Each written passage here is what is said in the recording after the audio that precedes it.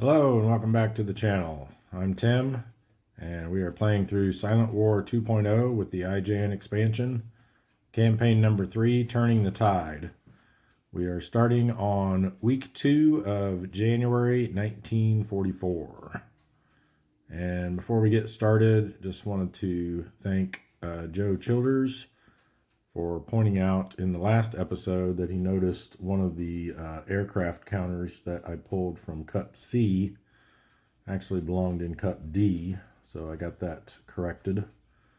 Hopefully there aren't any others that got cross-pollinated there, but I know sometimes that happens. We'll be redoing the War Mix, of course, at the end of this month, so we'll be back, get it back to normal by then for sure. All right, so let's go ahead and jump into things here. Starting off with the war event phase. A 0 to 3 on the black die means we'll have a war event this week. And we got a 1, so number 6 is going to be our war event. Let's see which one that is. Excuse me. See which one that is. I'm mostly over being sick, but still got a little bit of a lingering cough here, so I apologize for that. All right, this is going to be roll twice on the ultra table. So that'll be nice. Get 3 ultra areas out there, hopefully. All right, that will take us to our torpedo improvement phase. Unfortunately, last week we ended up 3 ships short of reaching our 485 threshold for ships sunk in order to try another torpedo improvement check. So we'll have to skip that this week. So that takes us to our intelligence and weather event phase. And so we'll get to roll twice now on the ultra table. So we'll just use both dice for that. And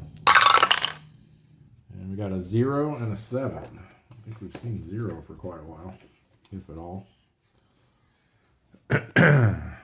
So 0 is going to be the Yellow Sea and the Bonins. And then 7 is going to be the Bonins and the South China Sea too.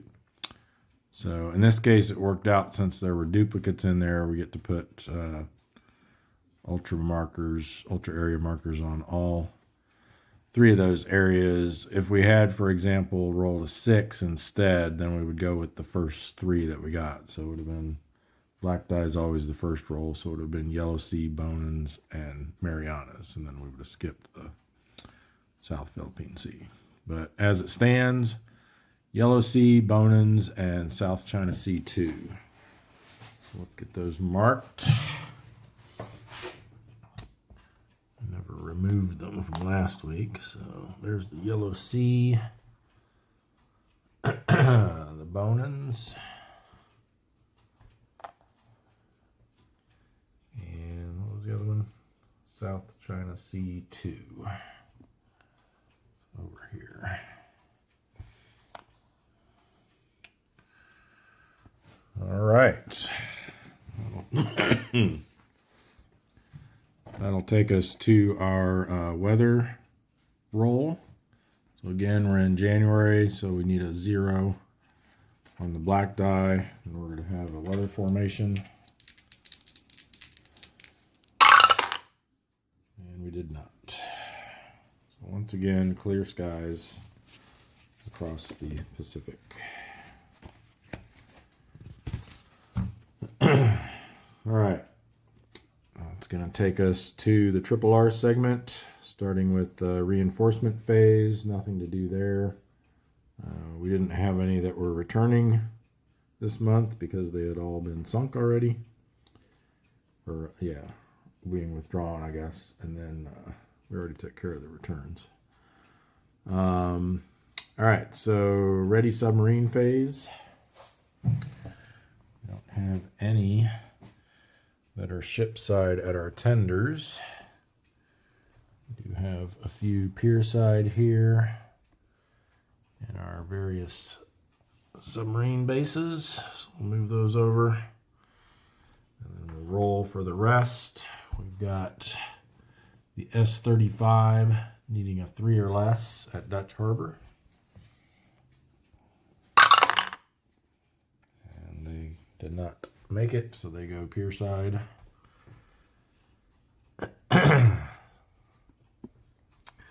And then the Swordfish at Pearl Harbor needing a 4 or less. They made it. So we do have 3 subs coming out of Pearl Harbor here this week. So if our wolf pack ends up getting disbanded, we'll be able to form another one. All right, at the Fulton, we've got the Haddock, needs a 5 or less. They got it. And at the Bushnell, the Skipjack needs a 4 or less. They did not make it. All right, for repairs, we've got the Belau at Pearl Harbor. They need an 8 or less. Made it. The Tarpon in repair box 3 needs a 4 or less. Nope. At Brisbane, we've also got the Porpoise in repair box 3. They need a 2 or less. Ooh, they made it. So they move into repair box 2.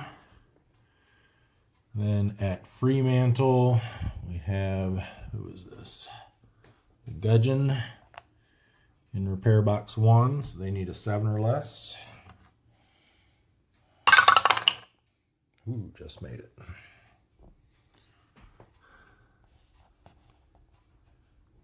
And then we got a pair here in Dutch Harbor that are going to need a 5 or less. We got the S-46. We used the black dye for them. And the S-42, white dye for them.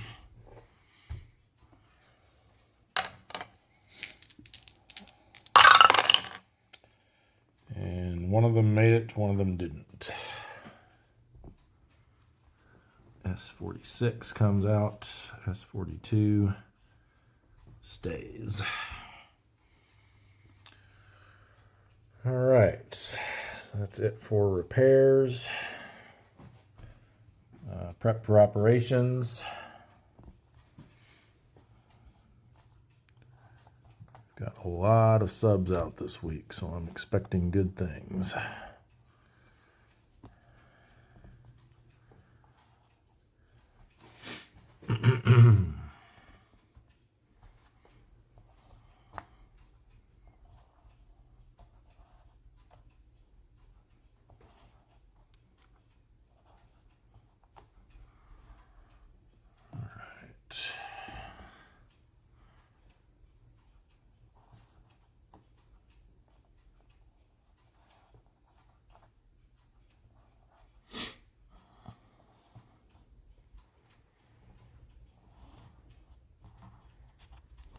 Back. All right, that's everyone. So let's start with the operations segment. And we'll start over here with these ones that had to come back to Pearl. Quite a few here. Let's move them all. None of them are going to need to do transit checks. So we'll just get them all over here. There's our wolf pack. All right, so let's start doing some damage rolls here. Starting with the Apagon.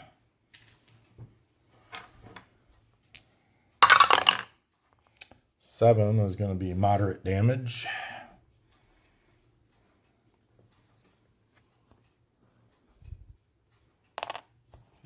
upside down. I usually have these pointing this way.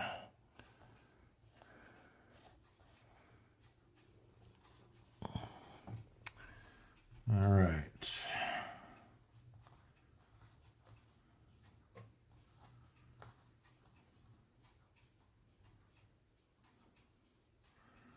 Maybe I do them the other way. I don't remember now. I think the Vassal module has them pointed up.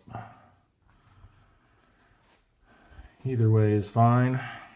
All right. Yeah, then let's do the rattan.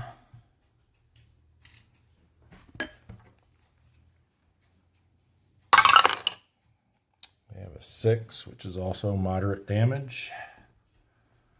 So repair box 2. We've got the Capelin.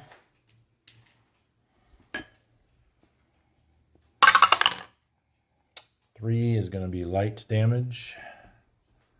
Repair box 1.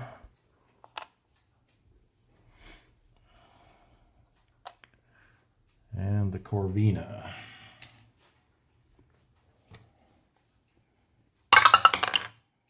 Zero, superficial. Straight to the broom box. All right. Over here, looks like we can get some of these into the Bushnell.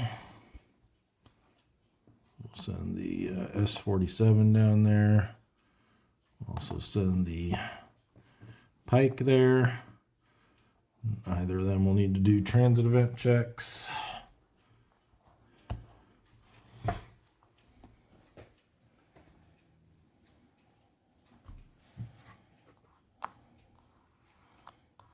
I'll start doing them this way.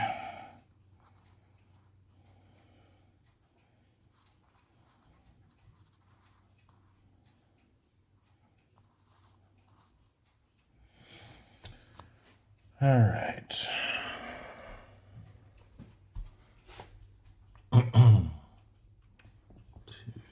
These could also reach the Bushnell, or they can get to the Fulton.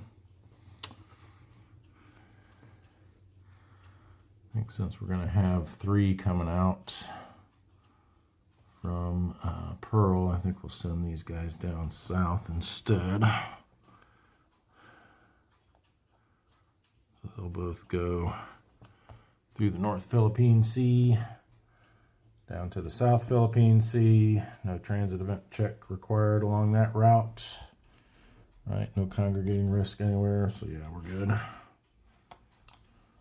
So they will also both go in to the Bushnell's broom box.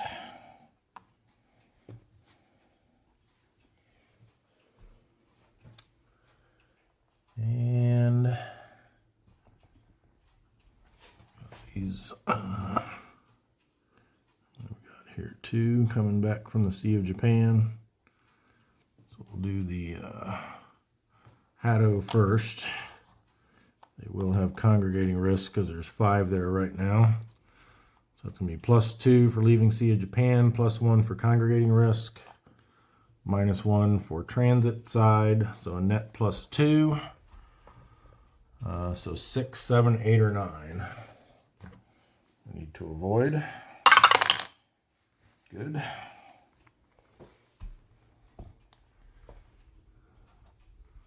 So they go to the Sperry's broom box.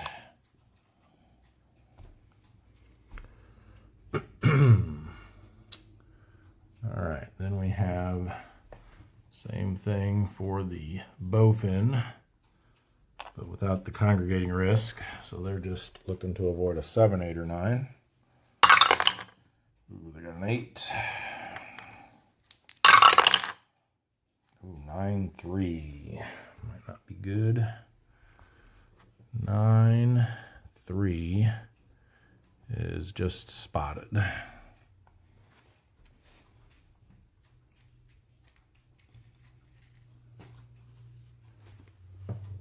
get spotted marker will roll to see if they're able to get into the Sperry or not. They need to have superficial damage, and they do. So that spotted marker will come right back off. And they can go to the Sperry's broom box.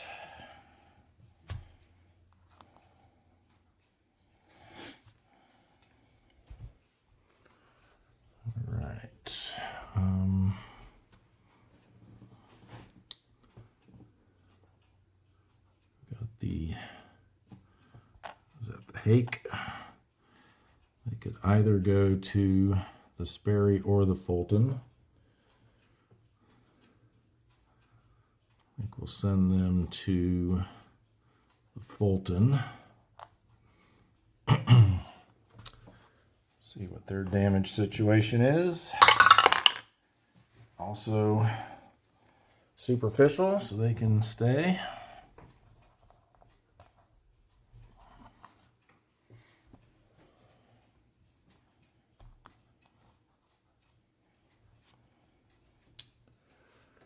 All right, then we just have the S, is that 46?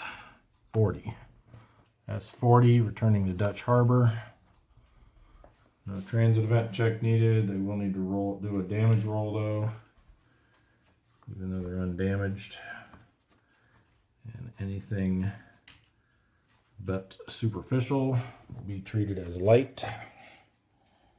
So it's going to be light damage. Repair box 1.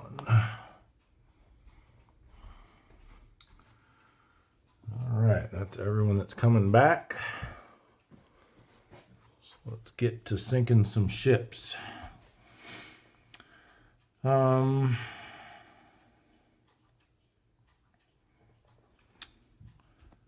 think we'll start over here in the South China Sea 2 op area with the Pompano.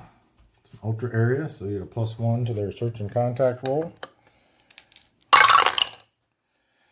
8-2, moderate, small convoy. And let's not forget this time about the extra ships. 4, 3, and 2. Don't get to add one to that because it's not a number. So 4, 3, 2. All right, we got 2 no solutions. Too close. Oops. And bad angle. Boy. I think we'll go column C, just so that we have the option to move over to column D, isolate just these 2 in the reattack round if we choose to do so. We got 3 for our rating, so let's go standard attack posture. Do the 2 in our column. Very good. And this one. Oh, nice. That worked out perfectly.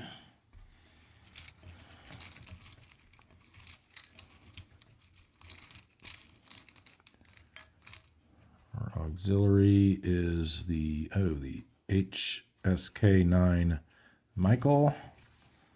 I believe can only be encountered as a loner.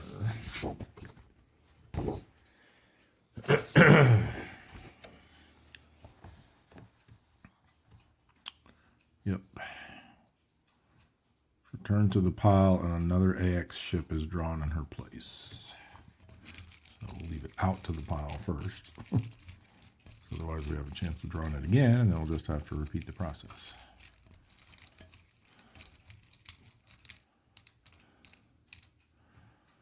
All right, we actually found, one of these, the Akitsu Maru. And now we have to see if we're allowed to find them in the South China Sea 2 op area. Those are our Imperial Japanese Army ships. South China Sea 2 is one of the valid areas. So we're good.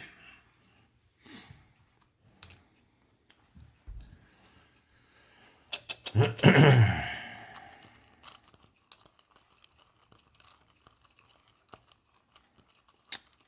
we can get something on our first patrol this week.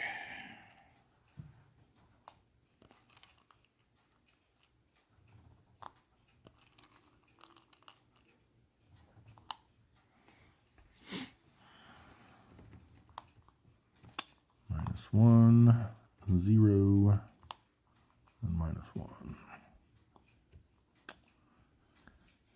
So I'm thinking we just go after this because it's the easiest shot. So 2 minus 1 is 1. We're a 4. So we need a 3 or less. And we got it. Wow, big time. All right, where did my pen get to? Hold, please. All right, so we got the Pompano 1,000-ton merchant. So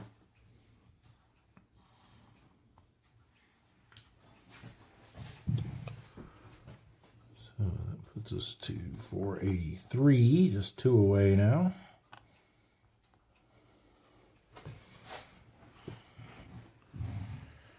And no counterattack.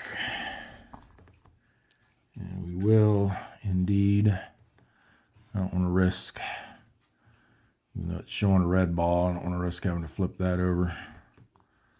We're going to slide over here, switch to aggressive, which will negate our column shift that we'll have to factor in. Let's give us that sweet DRM, assuming we have a possible shot.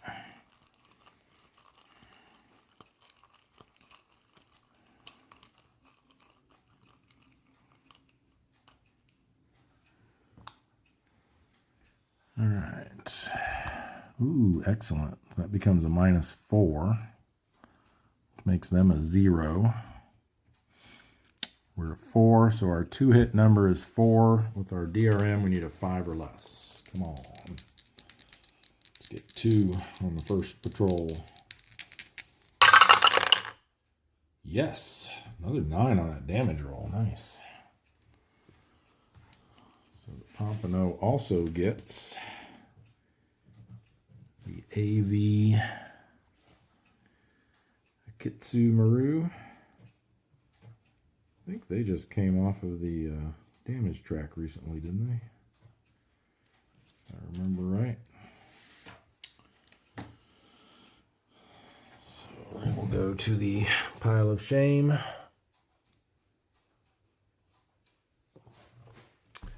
And one more ship puts us 1 away from our target.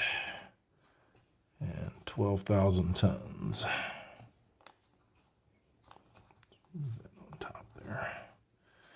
And the tons are probably going to roll over next. All right. Again, no counterattack, so we just do our endurance check. C rating. We did go aggressive, so we need a 3 or less. Got it. Nice job, Pompano. All right, we are also going to bring the... So I'm debating on whether I want to pull any of these back down to there or just let them stay there or move them up into the East China Sea. Because I am planning on moving these 2 into the Yellow Sea.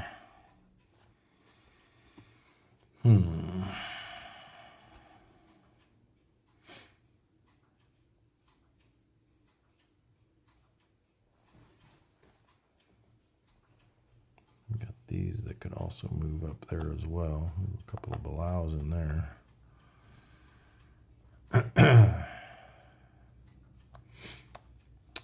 So I think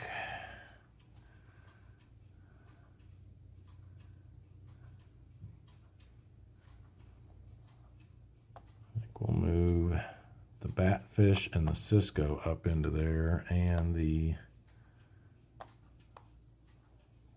Muskellunge, maybe the Snapper. So that means we can definitely move these two over. Let's do the S44 next. So we'll do a transit event check. Nothing. And search and contact with a +1 is 9 and 4. So that's going to be high density small convoy. And again, the column D won't get boosted, so it's going to be 433. All right, column B has one that's too far.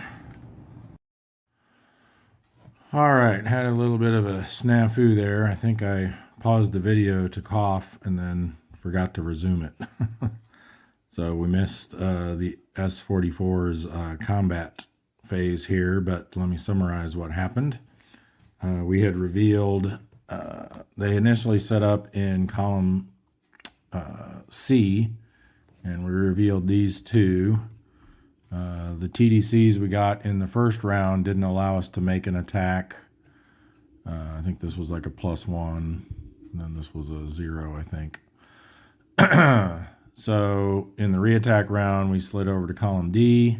We drew new TDCs, which were these, which did allow us an attack on the armed merchant.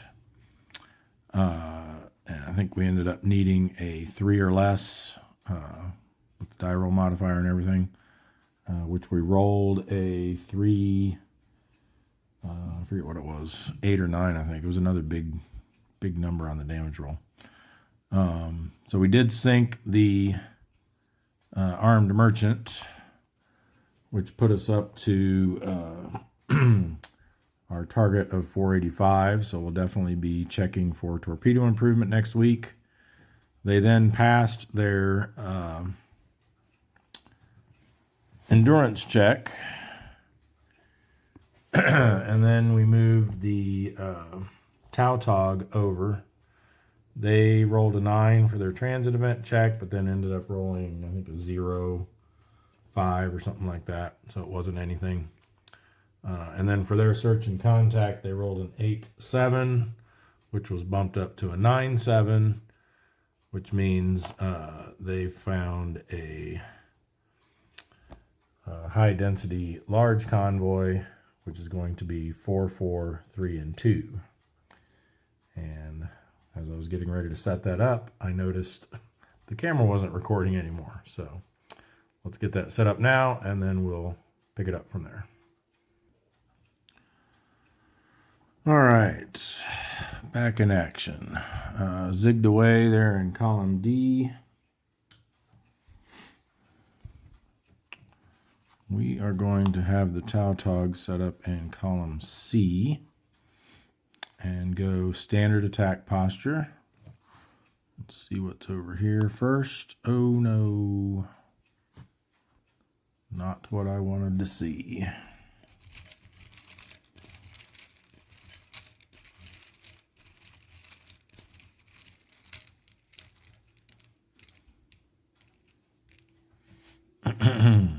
It's the Naganami, which becomes a 7-5.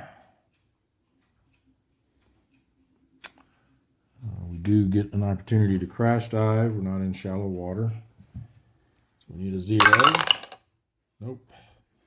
And then their special counterattack is a 4, which is nothing. No modifier on that. All right, well, let's keep going here. Hopefully these are all good. Oh yeah, real nice. 3 auxiliaries. Wish we could keep that one.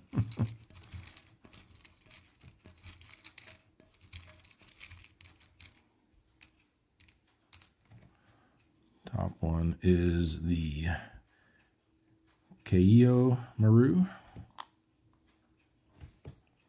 Same stats there. See if we can get the same stats for this one.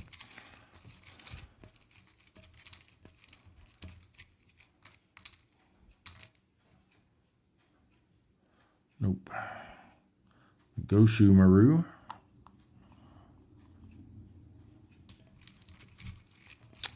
And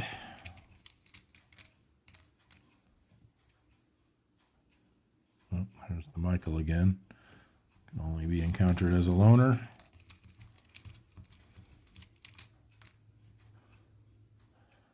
So instead, oh, there it is. Kazuhaya. Even got less defense, I think, than that other one had. I think it was a 5-20 or a 5-0. All right. Unfortunately, that stupid escort over there is going to make things difficult for us, at least in the first round.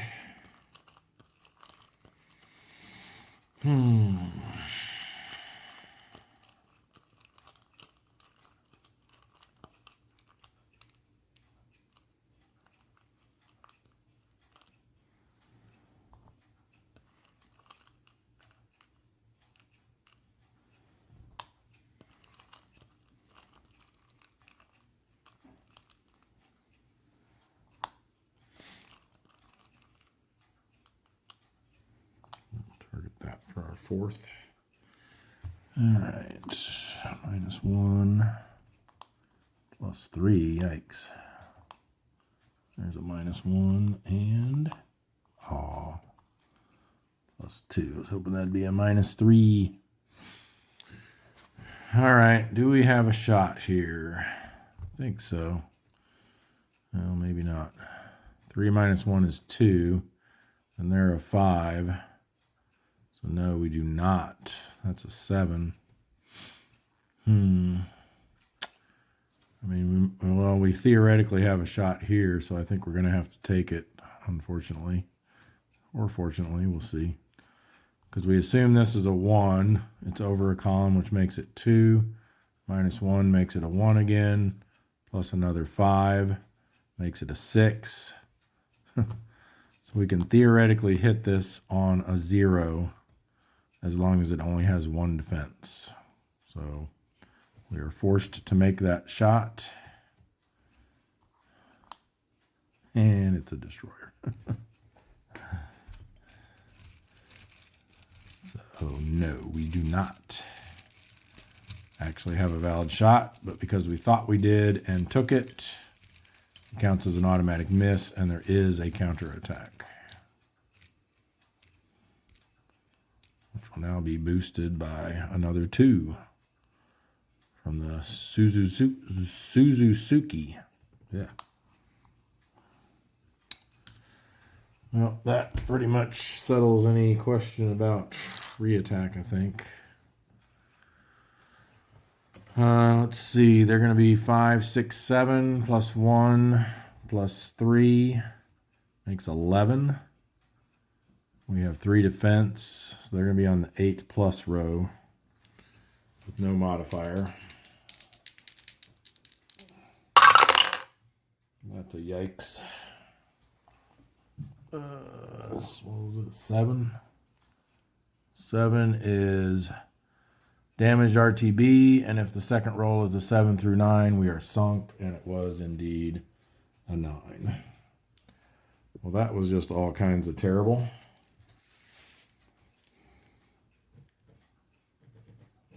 Guess I should have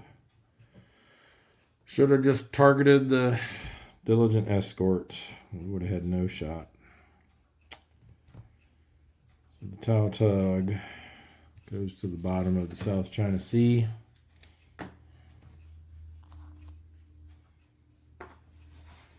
That puts us up to 66 subs lost, which is just all kinds of horrible. And we'll clean the rest of that up when we do our next sub here.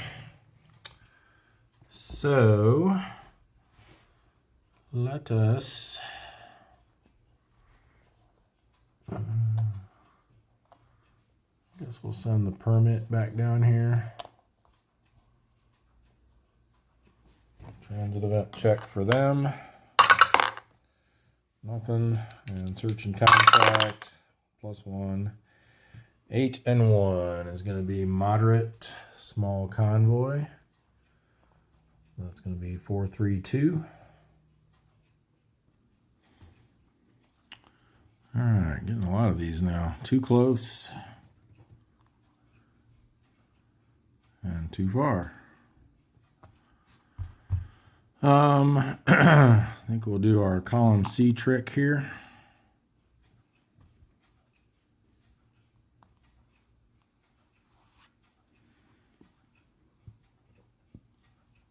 We'll go standard attack posture. Oh,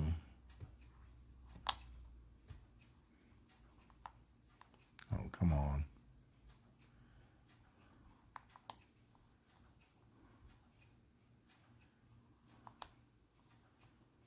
All right, not too horrible.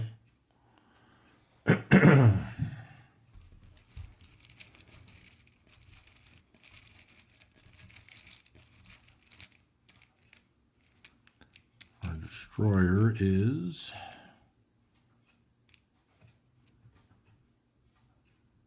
another big one, the Kazagumo.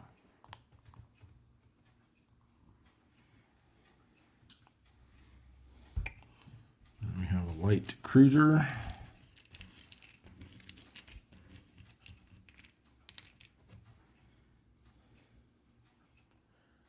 The Kashii.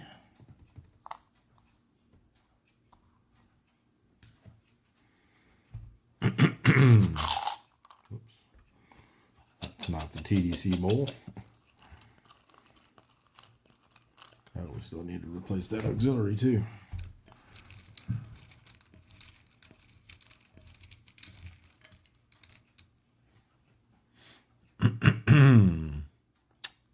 Goshu Maru again.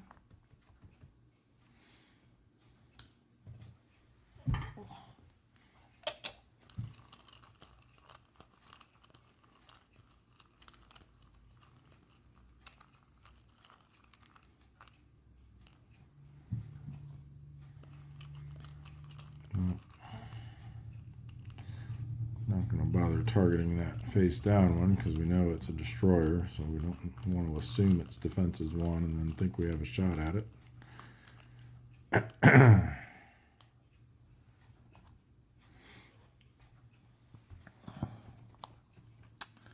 -1 there, +3, 0. So we are, it's going to be tight. Let's see, 3 + 1 + 2 is 6, -1 is 5. So yeah, no shot.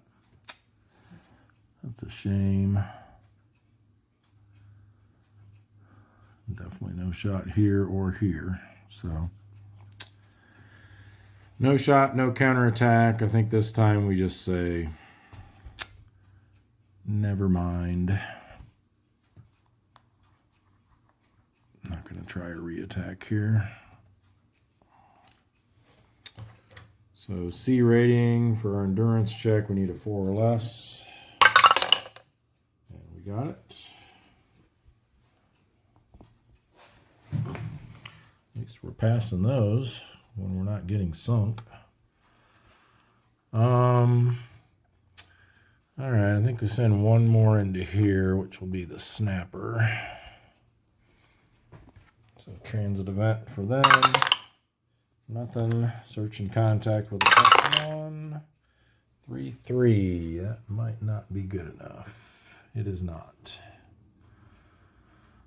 So they will get a -1 on their endurance check, which means their B rating, which is normally a 5.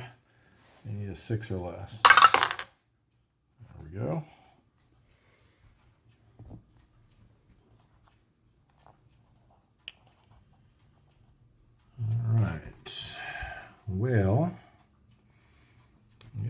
Next, let's go up to the Yellow Sea.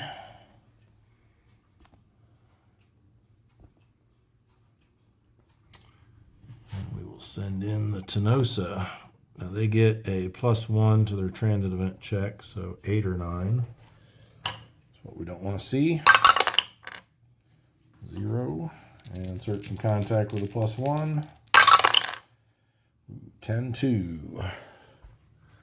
High density, small convoy. 433. All right, in column A, we have one that's too close. I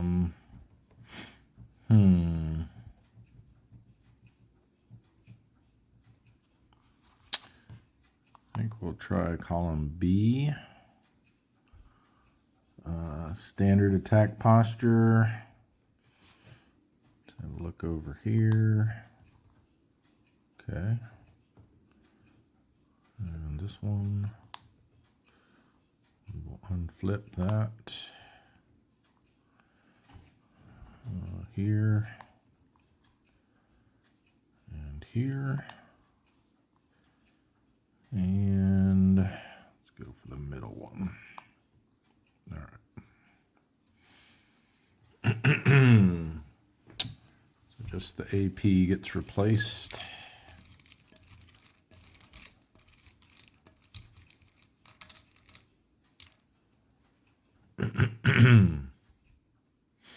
The Tatakawa Maru.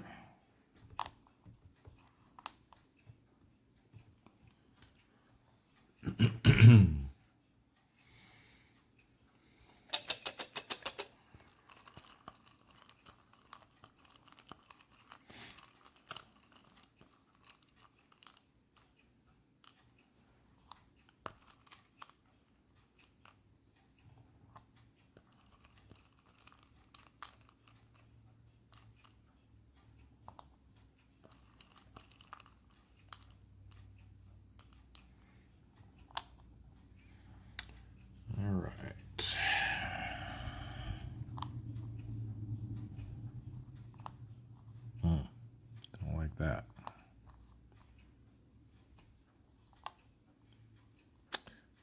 None of those are very good. I guess we try here. So 2 plus half rounded up to 1 makes 3. We're a 7, so we need a 4 or less.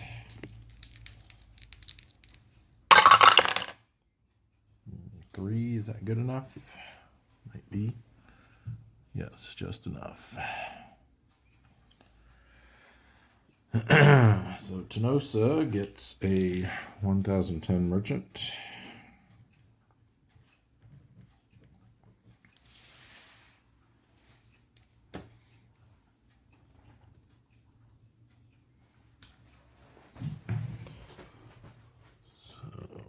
Ship and 1,000 tons. We'll roll that over.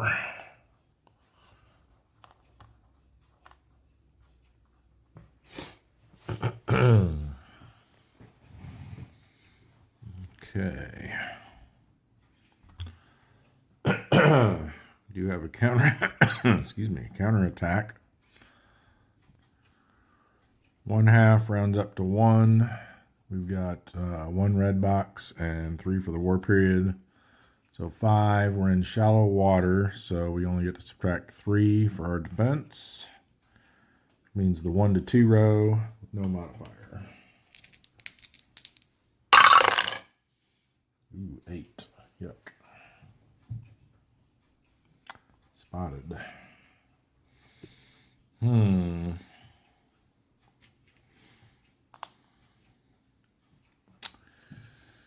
Well, I think we'll risk it. Slide over to column A. We will switch to cautious. Just for the help on the counterattack, if there is one. Let's see what we got here. Ooh, nice carrier. Watch there be no. Okay, there is going to be a counterattack. Oh yeah. All right.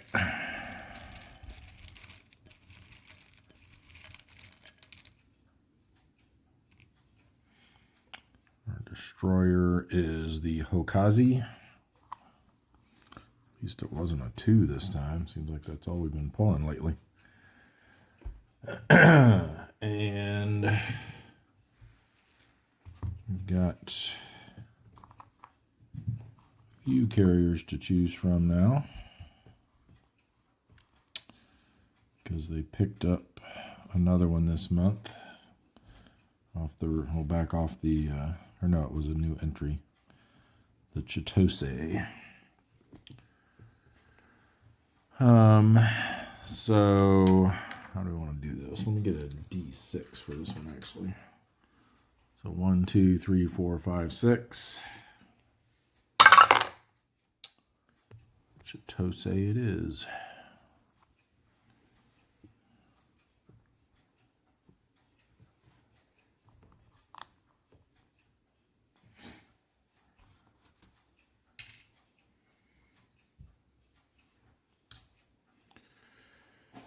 All right. Get some better TDCs this time.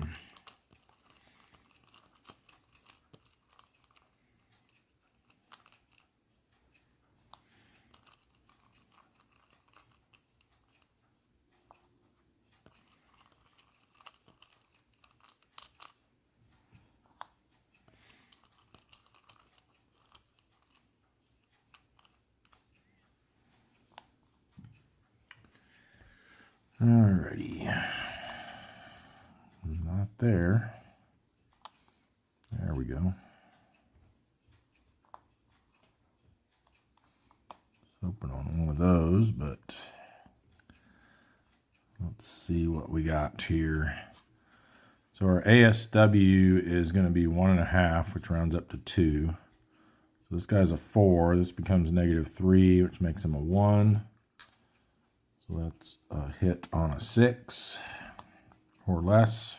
If we go after the Oiler, we're looking at 3 plus 2 is 5, plus another one is 6, minus 2 for the TDC. Excuse me, is 4. So we only hit that on a 3 or less.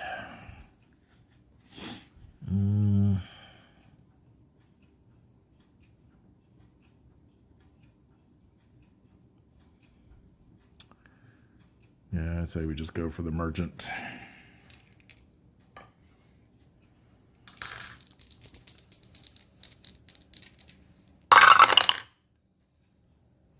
We would have got the other one. Although I don't think 5 would have only...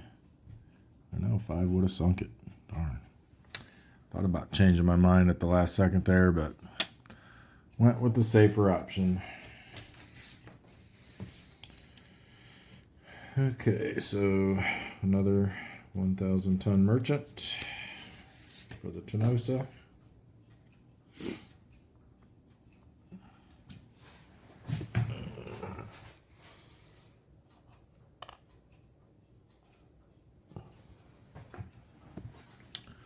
Now, hopefully they don't roll as well on this counterattack.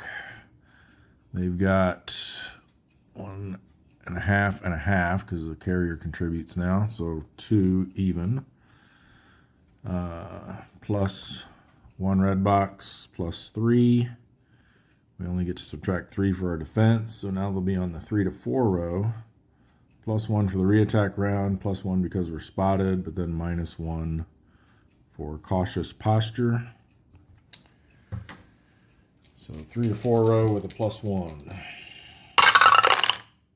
Oh, good. 3 is nada.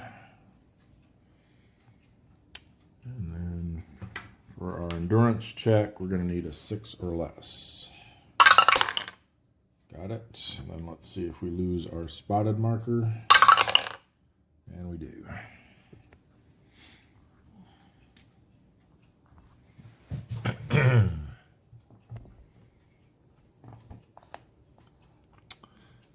Next, we'll send the kingfish into there. So again, an 8 or 9 is what we need to avoid for a transit event. And then search and contact with a +1. 6 and 8 is going to be a low density task force. So 2, 3, 3, 4. All right, we're going to send the kingfish right into column D. See if they can find something nice and tasty over here. We'll go standard attack posture.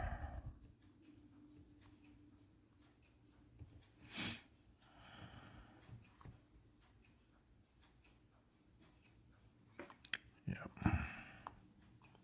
Ooh, combat event right off the bat.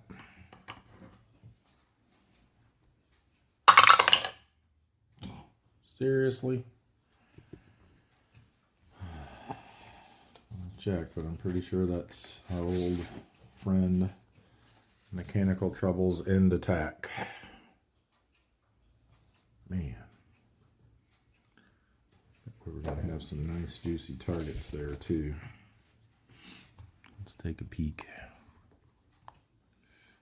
Yep, a cruiser, light cruiser, and a battleship. Oh well. All right, so what was it again? Even, I think. Excuse me.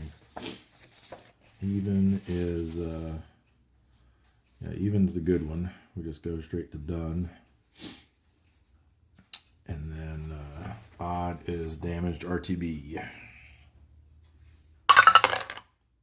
Even.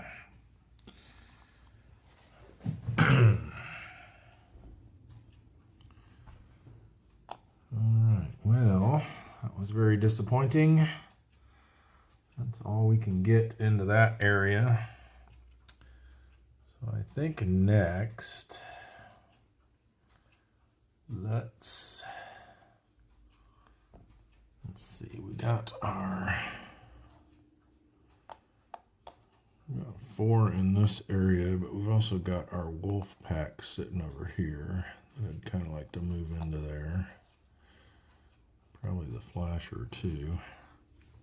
So I think what we'll do is do some shuffling here and get at least a couple of these over into the East China Sea, which will allow us to move a couple of these over into the Empire Pacific. And so I guess we'll need to move 3 in there, won't we? Because the wolf pack counts as 2, and that's a third, so we'll want to only have 1 left in here. So yeah, we'll move 3 of these guys over into the East China Sea. And looks like they're all Gatos, so we'll just go top to bottom, silver sides. Transit event check. Good. And then search and contact. Ooh, 08. Just missed finding a loner. So they need 7 or less for their endurance check. Got it. Next will be the whale.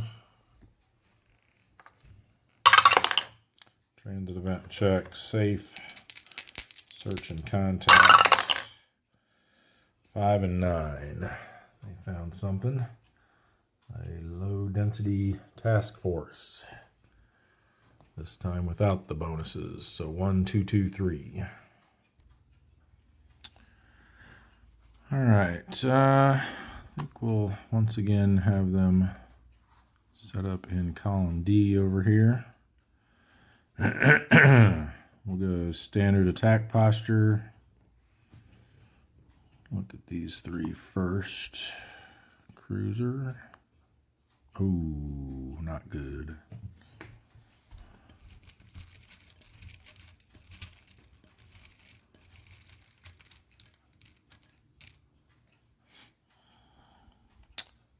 Suzukazi. They're a 5 now. We are not in, or we are in shallow water, so we can't attempt to crash dive. So they'll just get to roll. No modifier. 2 is nothing. All right.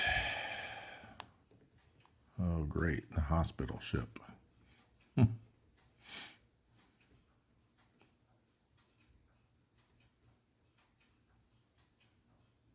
think we might as well. I don't know, do we? No, we'll leave it up. I don't want to unflip it, then we'll have to flip both of these. I'd rather only have to flip one. So for our 4th, let's go with this one. Okay, good. All right, so we need a cruiser, of which they only have 1, so an easy choice, the Suzuya.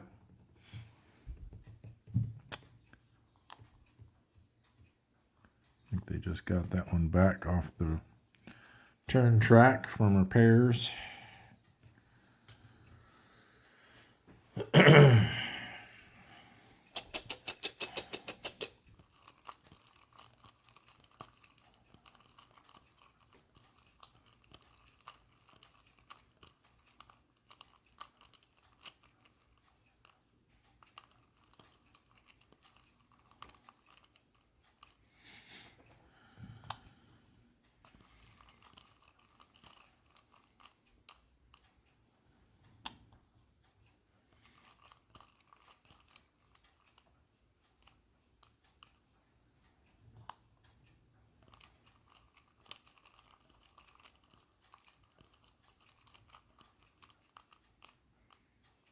Just going to go ahead and target that one so we don't have to take a shot at that, but we may not want to.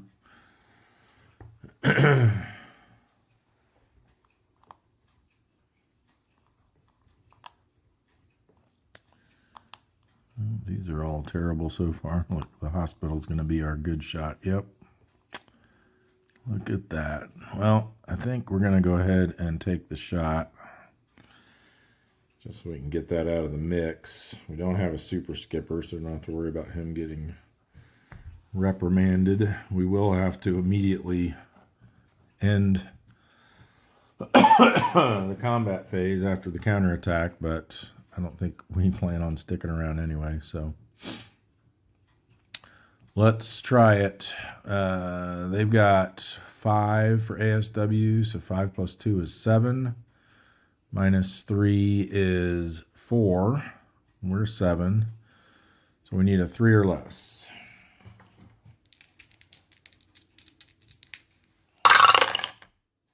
Huh. Well, we hit it, but did no damage, so I don't think there's any penalty for that.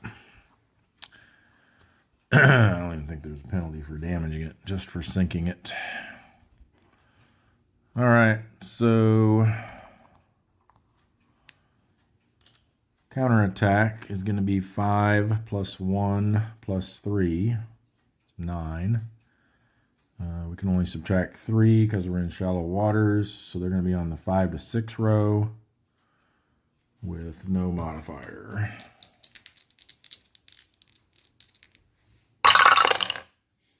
And a 2 should be nothing.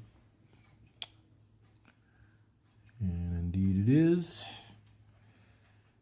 And we will count our lucky stars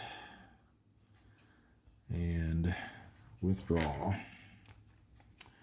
So we need a 6 or less.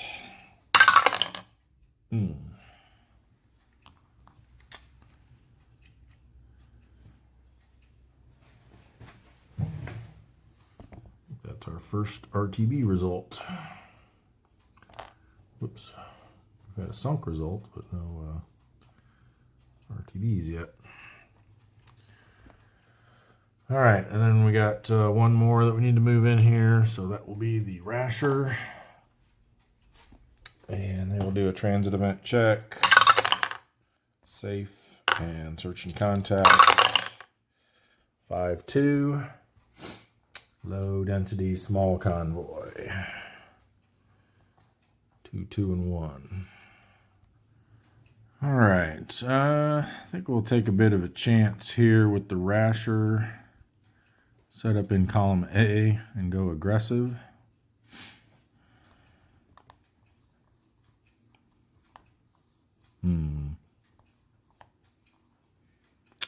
Combat event. 8. Oh, great. 8 is counterattack. So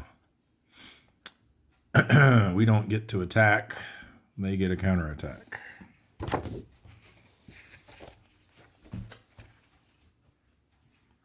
And last but not least, of course. Wow. That couldn't have gone much worse. So since we went aggressive, they'll get a +1 to their counterattack since they're in an adjacent column. Again, we cannot crash dive since we're in shallow waters. It's the Naganami. They become a 5. We also get one over here.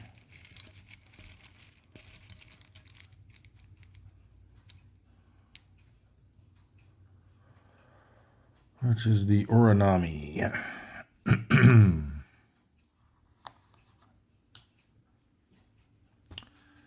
All right.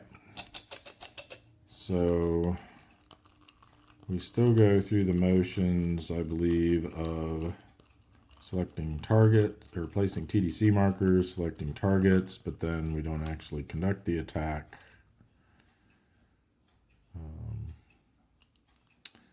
This would be in case our only valid option was a face down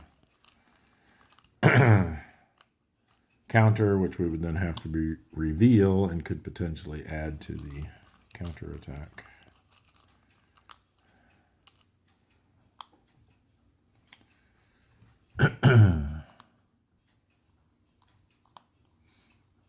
I guess also if there is no counterattack because we don't have a valid shot, I wonder if that would apply.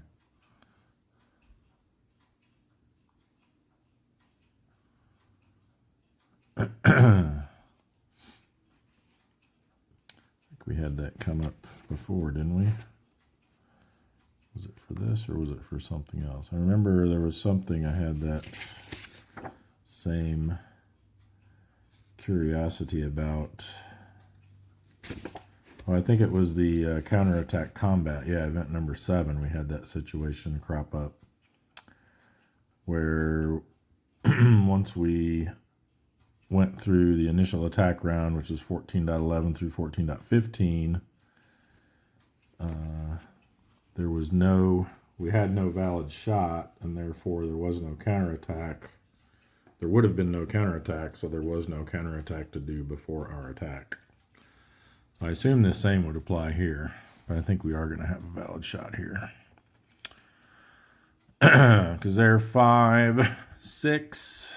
This guy's a 0. Well, a 0, and then add in the 6 from the ASW. So we would have a valid shot here, but then we don't actually get to conduct the attack, and then they do their counterattack, which is going to be 6 + 1 + 3 makes 10, minus our 3 for our defense because of the shallow water. Means they'll be on the 7 row with a +1 because we were stupid enough to go aggressive. And an 8 on the 7 row is going to be fatal, I think. Possibly. So it's damaged RTB unless we rolled a 7 through 9 on the second die, and then we're sunk. Fortunately, we only rolled a 3. So we did pay for it, but not with our lives.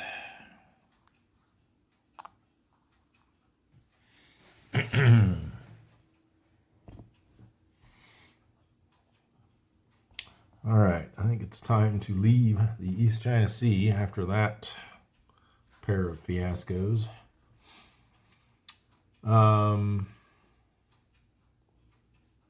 Actually, all three of them were fiascos, weren't they? The first one was the mechanical troubles, and then yeah. All right, so I think next we go to the Empire Pacific, and we'll do the tunnel, or the gunnel, not the tunnel, the gunnel there, and then we'll pull three of those out to make room for our wolf pack and the flasher to move in. So search and contact for the gunnel. 7-7. Lucky 7. Let's hope so. Moderate, large convoy. 2311. All right. So I think we're going to have the gunnel set up in column C.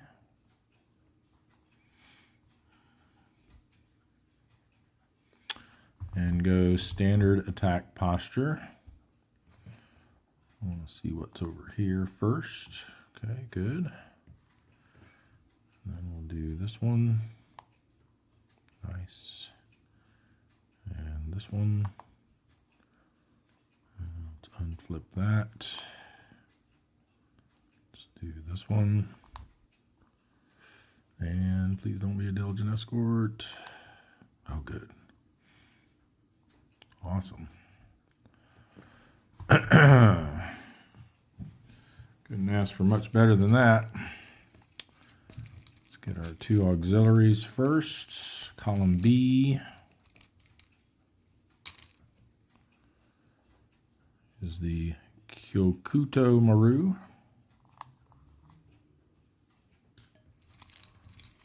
Column C we have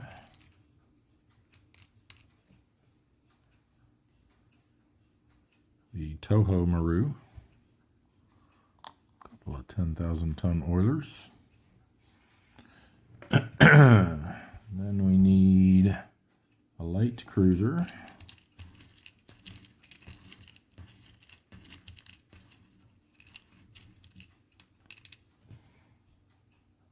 It's the Naka.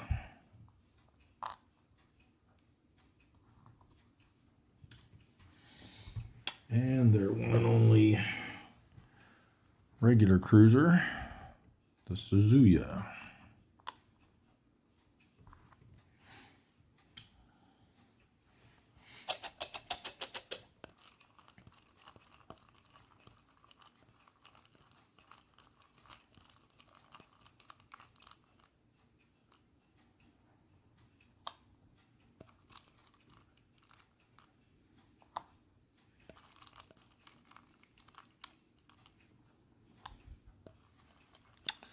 If we can find some of those elusive -3s.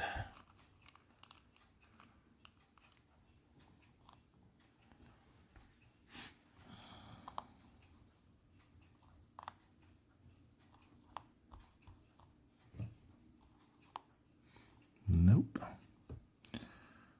-1's the best we're going to get. So it looks like it's the Toho. 3 minus 1 is 2. We're a 7, so we need a 5 or less.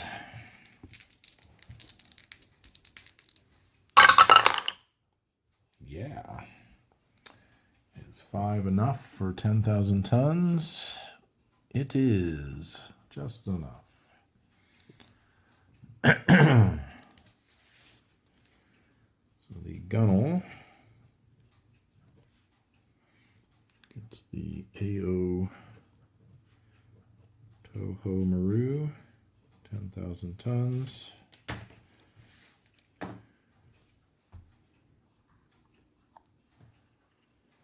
Another one for the pile of shame.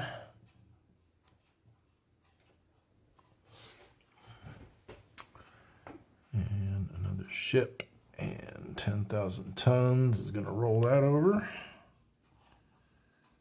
Up to 2,201,000 tons. 488 for the ship count. There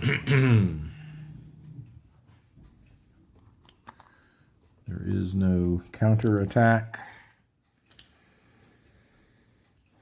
Wow, here's a tough decision though. If I move over here, I don't have to reveal anything else, but I also lose the opportunity of potentially getting a super skipper.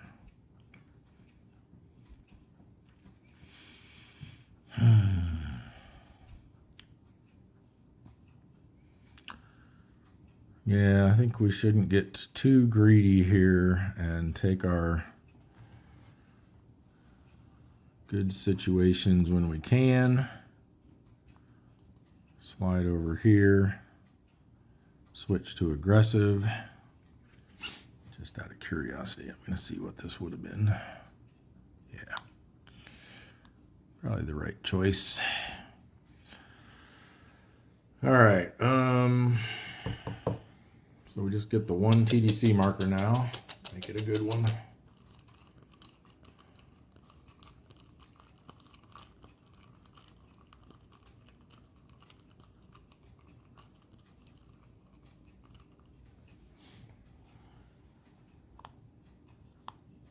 All right. Best it could be. Same as a -3 in the reattack round. All right, so that becomes a -4. Excuse me. So they are a 1 against our 7. So that's a 6 for the 2-hit number, which means we hit on a 7 or less. We're going to need a pretty decent damage result. And we get an 8. Wow. That was terrible. Terrible, terrible. All right, and that 7 would have been plenty to sink it to. All right, so we need a 5 or less for our endurance check since we went aggressive. And we get it.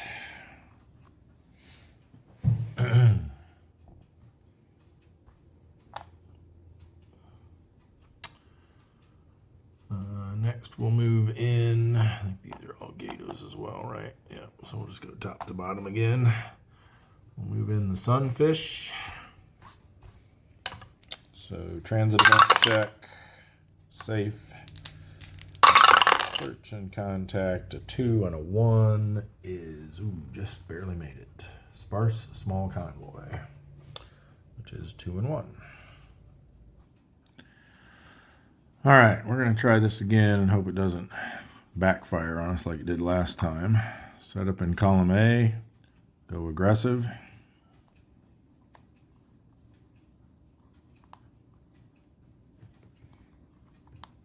All right, much better.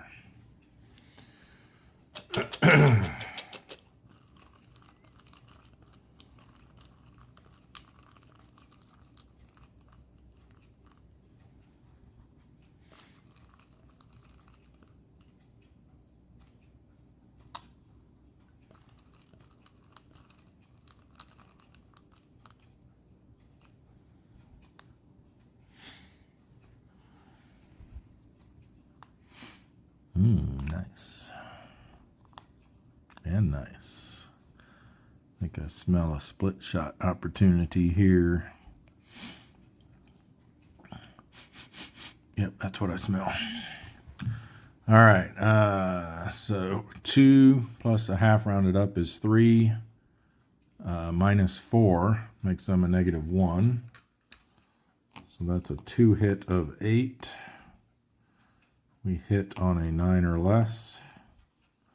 So guaranteed, guaranteed hit there.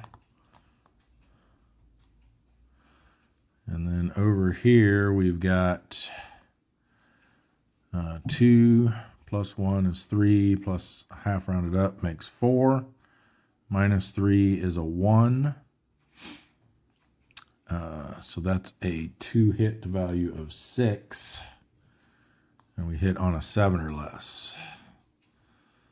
So let's say we really want to try to get this guy down because that will eliminate the counterattack.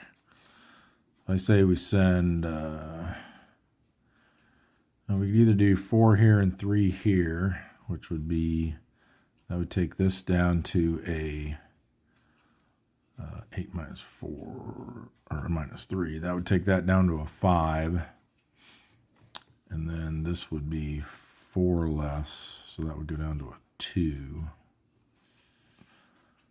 Yeah. So that would hit on a 6, hit on a, or no, sorry, 4. That would hit on a 5, hit on a 3. Or we flip-flop it, and then would that be both hit on a 4 then, I think? Yeah. So yeah, I'd rather weight it toward taking this one down. I think that's more important. So we send 4 here, which is 3 less. So this is a 2-hit number of, wait, no, I didn't do that right. Which is 3 less. So it'd be a 2-hit number of 5.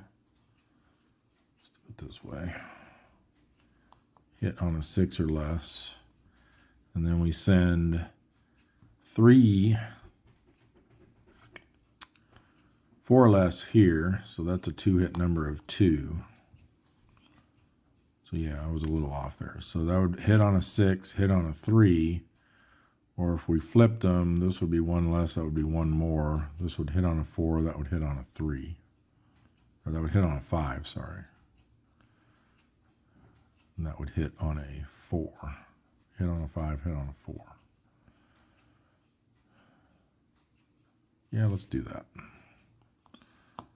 Now that I have the right numbers.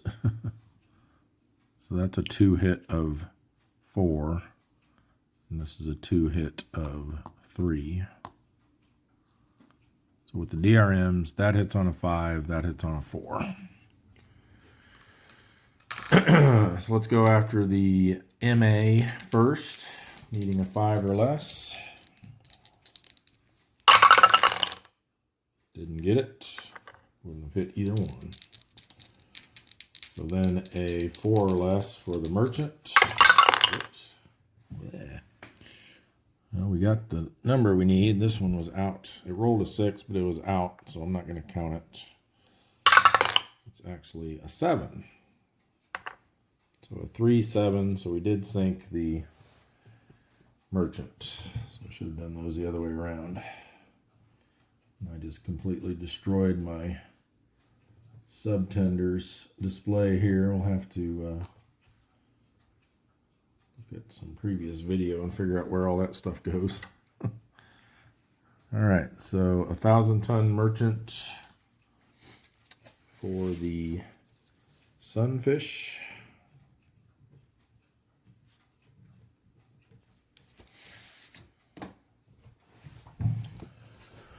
So one more ship, another 1,000 tons. We do have a counterattack, unfortunately.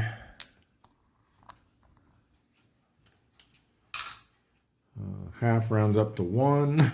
Excuse me. 1 red box. 3 for the war period makes 5. We're not in shallow waters now, so we subtract our 4 defense, which puts them on the 1 to 2 row with a +1. Ooh, 9. And just like that, we are damaged.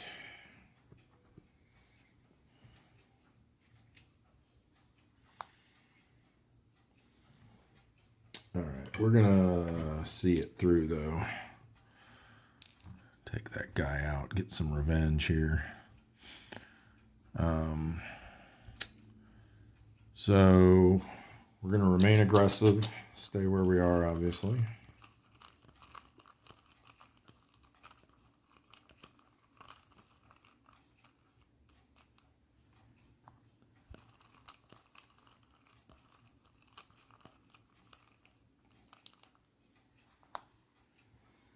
Okay,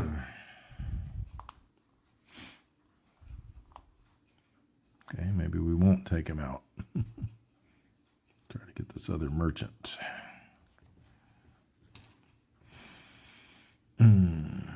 So that's going to be 2, 3, minus 4.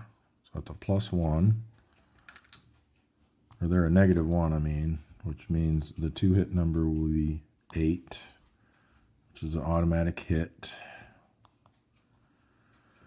Here we've got 2, 3. This becomes a -1. Makes them a 2. So their 2-hit value is a 5. Maybe we can get both of them.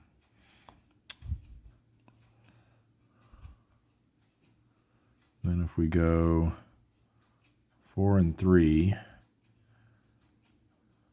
so we send 3 less here, or maybe even 5 and 2. That would be 2 less here, which would be a 2-hit number of 3. And it would be 5 less here, which is a 2-hit number of 4.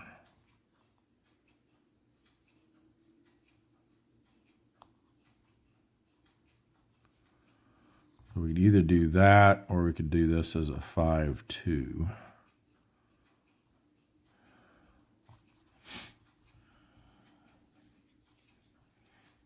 Yeah, let's try it that way.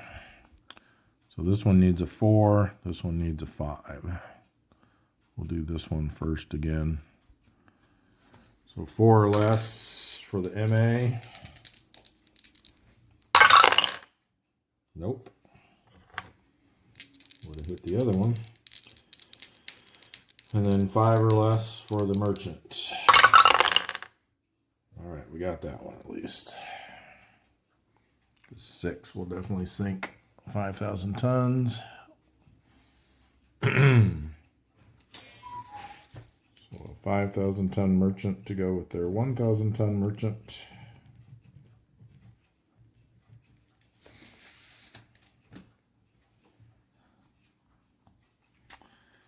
But that means they get another crack at us.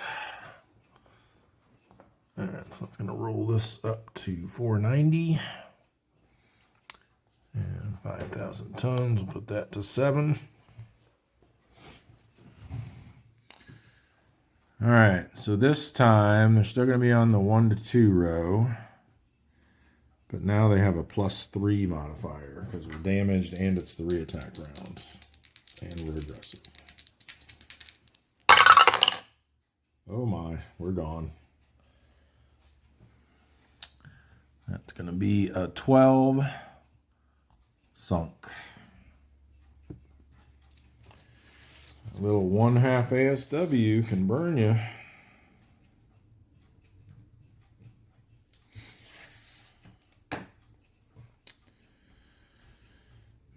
My. We'd have just rolled those the other order.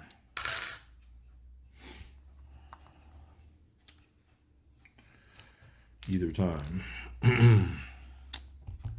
All right.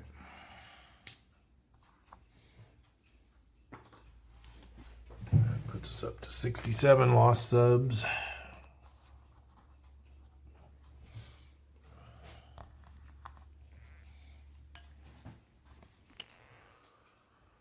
And we're going to send the blackfish in next. Not endurance check. Transit event check. Safe. Search and contact. 0-2 is going to be nothing. So they will need a 7 or less for their endurance check since they didn't find anything. Why is... I just realized the gunnel should have gone down to the done section. They didn't find anything. All right, then we have the halibut coming over.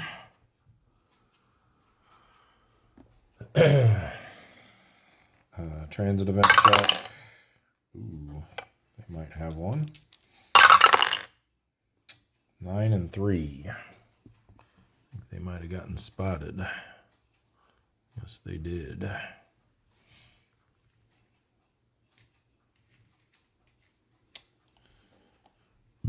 So they're searching contact. There's a 2-0. It's going to be another sparse small convoy. 2-1. Hopefully it's not as deadly as the last one. This one looks a bit scarier. So I think we'll play it safe and go column A and go cautious. We're going to have to see them all. Oh, wow. Yeah. So let's get our diligent and see if we can make them undiligent.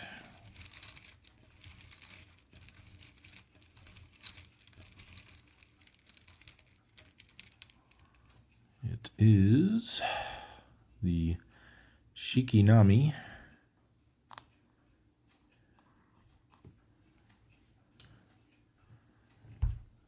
So, whoops, I shouldn't have put that back. Keep that on them for, at least for now, to denote their diligent status. Well, it'll stay on them whether they're diligent or not. We'll just flip it upside down. Yeah, so they're a 5, so we need to roll greater than a 5. And we do.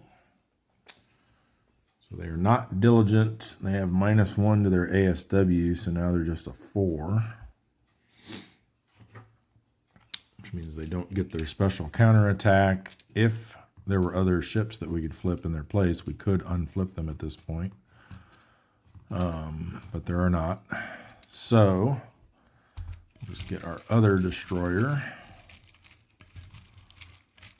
See if we can get this merchant down and then get out of dodge. Oh, good. The Uzuki.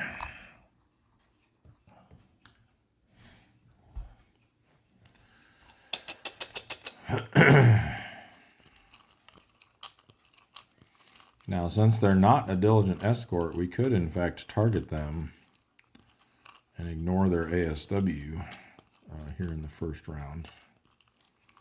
Which might be, depending on how these TDCs fall, might be an option.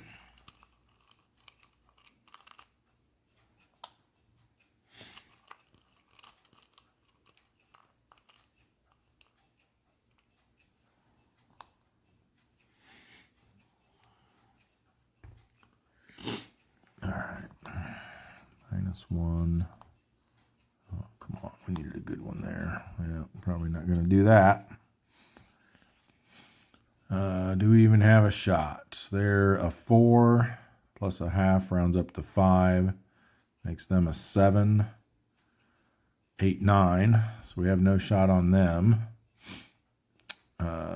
If we target them, we ignore their half. So that's a 4 plus a 6 is 10. -1 is also 9. And if we target them, we ignore their ASW, but they're a 6 plus half rounded up is 7, plus 1 for being over a column is 8, plus another 2 is 10. So we have no shot across the board, which means there's no counterattack, and we will just withdraw from this mess. A rating didn't go aggressive, so 6 or less. Nope. And do we remove our spotted marker? No.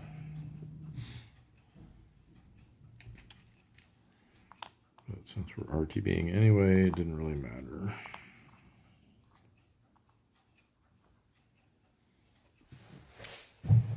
Spotted has no effect on transit moves in War Period 3 or War Period 4.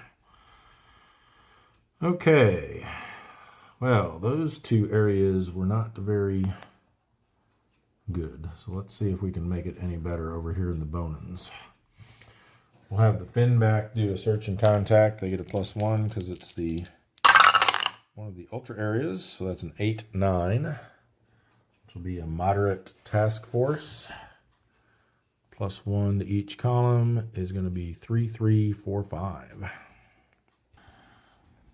Okay, got too close there and zigged away over in column D, which is where we're going to go.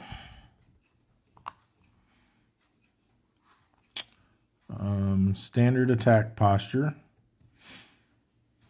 I just want to see all 4 of these. Hopefully they're all capital ships. Well, that one's not.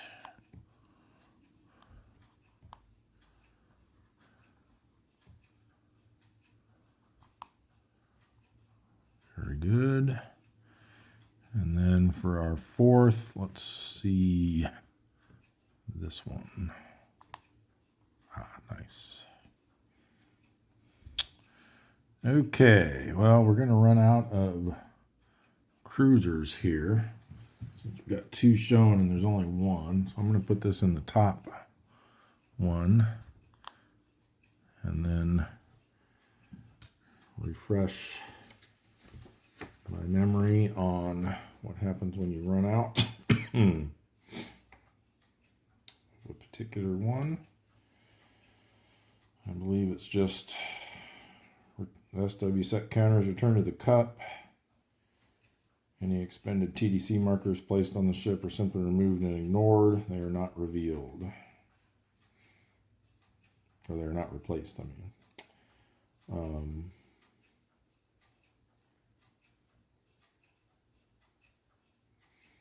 So yeah, it just goes away and nothing replaces it.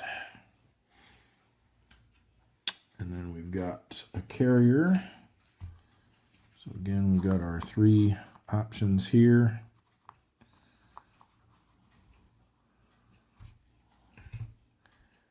The Chitose, the Shinyo, and the Kaiyo.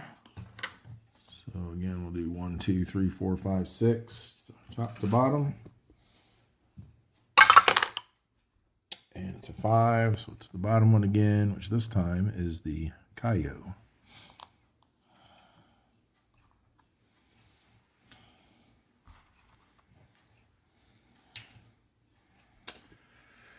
All right, let's wreak some havoc here.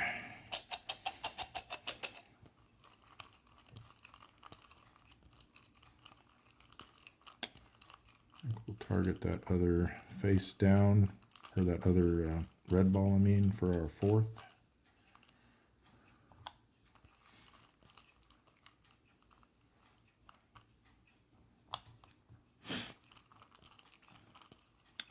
All right, give us a nice -3 on one of these 2. Rather take out the carrier, I guess, because then we won't have a counterattack.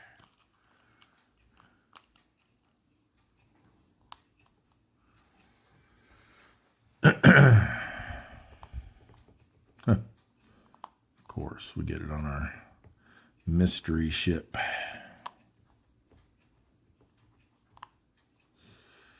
Wow. All right. Well, we're going to go after the cruiser. Not going to take my chances with that. So 5 minus 1 is 4. We're 7, so we need a 3 or less.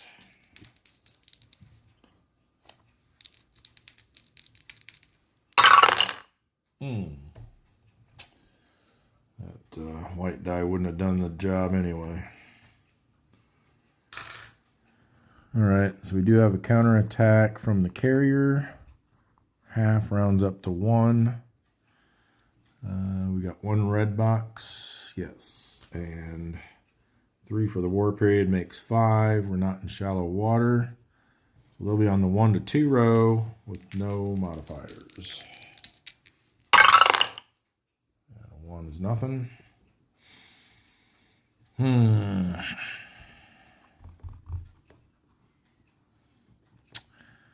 think we switched to cautious. stay in column D.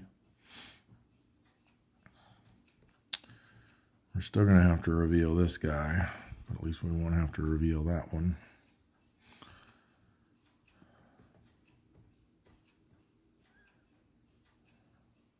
So yeah, there's 3 IJN flags, so even with radar, we're still going to have to flip all 3 of those. So let's see what they are. Okay, another carrier. Oh, another cruiser, which just goes away because there aren't any more. And our buddy the destroyer.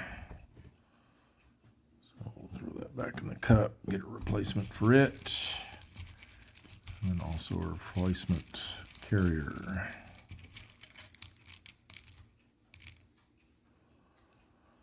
It's nice. It's the Shiokaze, only 1/2 ASW. And for our second carrier, we'll do even odds for this one. So even the Chitose.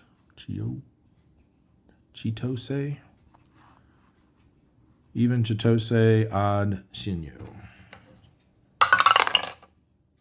That's the Shinyo.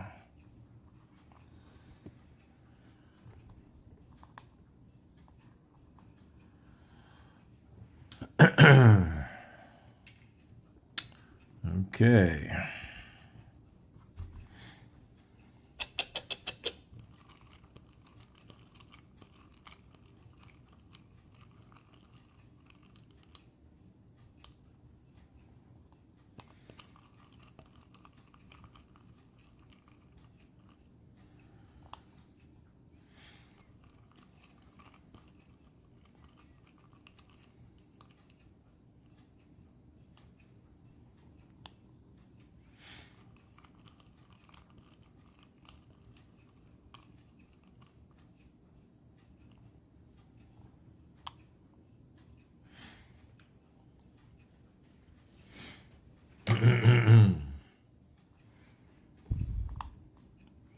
Ooh, sweet.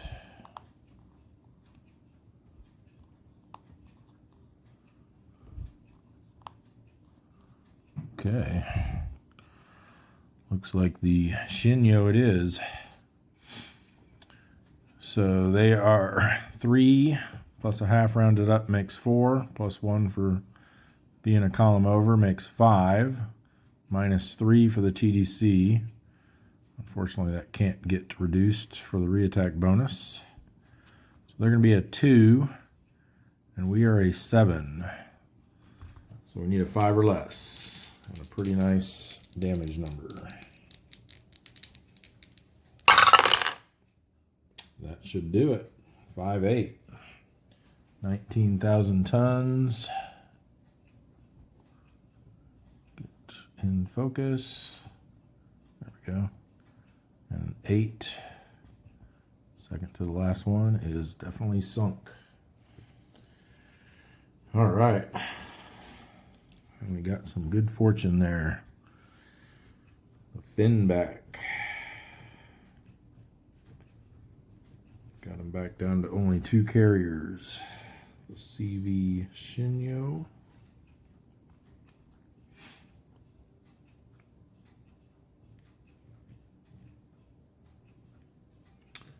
$19,000 tons.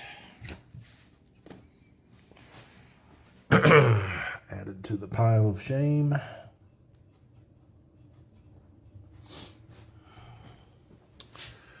And that's another ship. And 19, we'll take this up to here. 9 plus 7, well, we just need to go back 1. And this will go up another notch.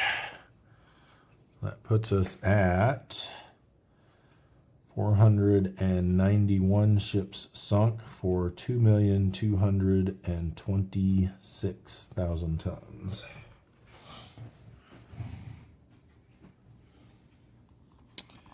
Very nice. There is a counterattack, so their half and their half still just add up to 1.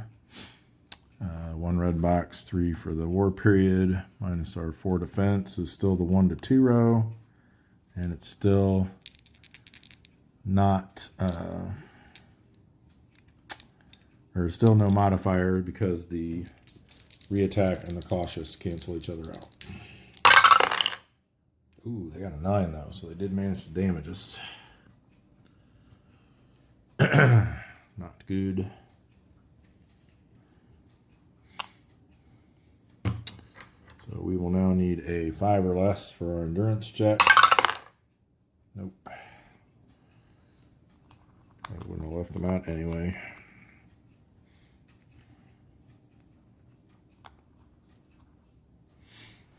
And now, the moment we've all been waiting for. Our wolf pack. They will not need to roll for a transit event check because they get a -1 for being a member of a wolf pack, and there's only 1 red box. So now we decide if we want to deploy as a group or a barrier, and I think a group. So we just do a single search and contact roll with no modifier, but then we do get the +1 for the ultra area. So search and contact with a +1 gets us a 7 and a 3. It's hoping for a little bit larger target, but that's all right. It's going to be a moderate small convoy. With the extra ships makes it 4, 3, and 2. Okay, we've got one, excuse me, 1 no solution too far in column B. And now we need to decide how we want to deploy. We definitely want someone covering column A. And column B, I think we'll put the Tang. And then I think we have a second one.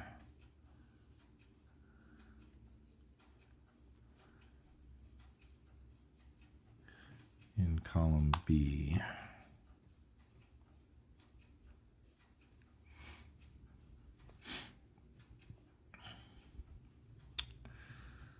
We want him over here to keep any ASW in this column off of the Tang. Now let's do that. Put the albacore over here in C.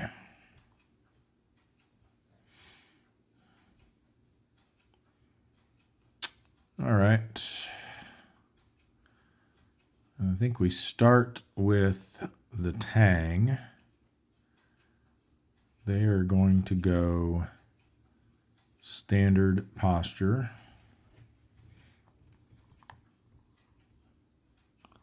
Look at these two, this one, and this one. Combat event, oh boy. Here we go again. 1, okay. I think that's surface gunnery.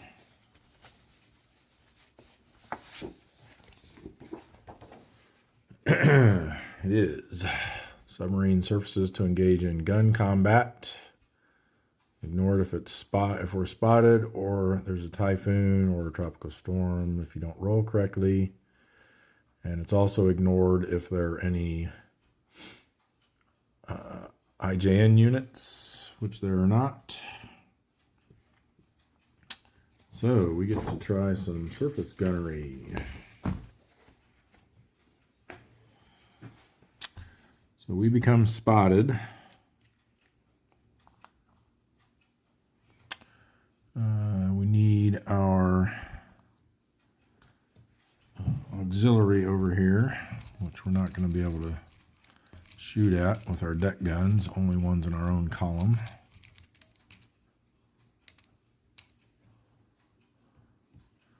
It's the Taigei.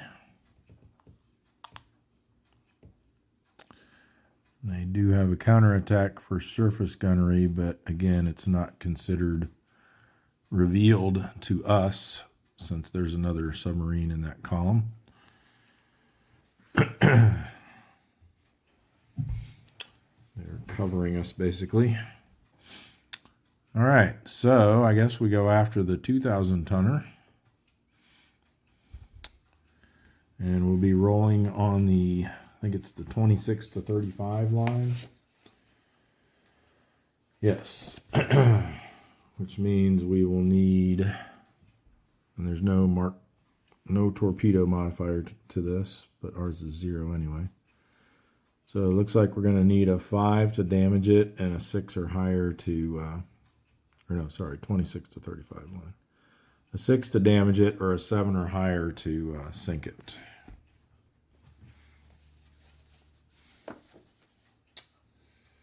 Yeah, 26 to 35 line. All right, here we go. And we got a 1. All right, no counterattack. They can continue surface gunnery if they're able to stick around for a reattack round, assuming no IJN ships get revealed, but I have a feeling some probably will. All right, so I think next we'll go with the Albacore, and I think they're going to go ahead and go aggressive. Just hope this isn't a diligent escort. Oh, nice. Cruiser. Our one and only cruiser, the Suzuya.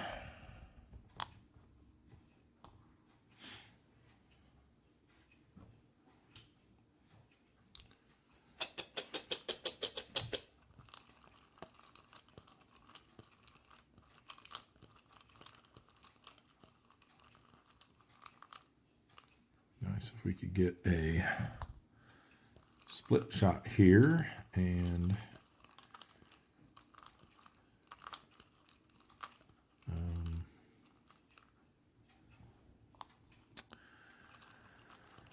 go ahead and earn our Wolfpack experience without having to rely on a reattack round or a second sub.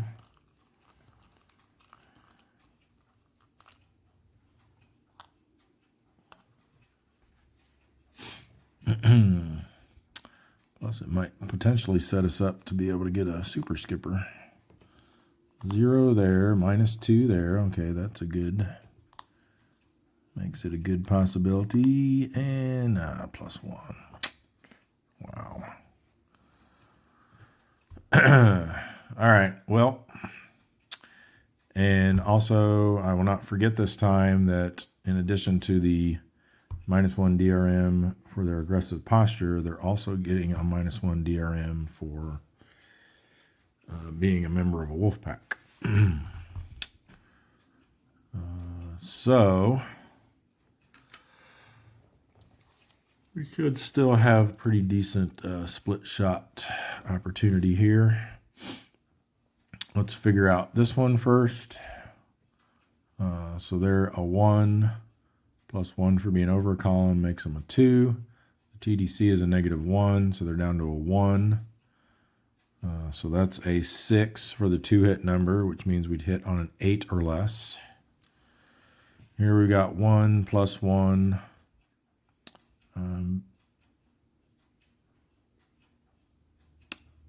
Is 2. Then this becomes a -3. So they're actually a -1, which means their 2-hit number is an 8. And we hit on a 10 or less, so guaranteed hit. And then if we did try this one, we're looking at 4. That becomes a 0. So that's a 3. And with our double die roll modifiers, we'd hit that on a 5 or less. So .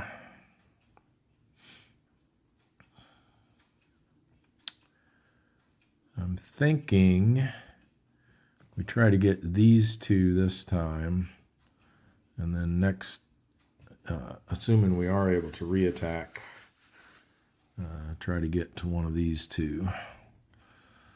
So if we split this up, we'll send more to this one, just to make them a little more even. So we send 4 here, which knocks this down by 3. And we send 3 here, which knocks it down by 4. That becomes a 4. So with our 2 die roll modifiers, we'll hit this one on a 5 or less, and we'll hit this one on a 6 or less. So let's do the top one first, needing a 5 or less. And we got it. So the albacore gets a 1,000 ton merchant so far.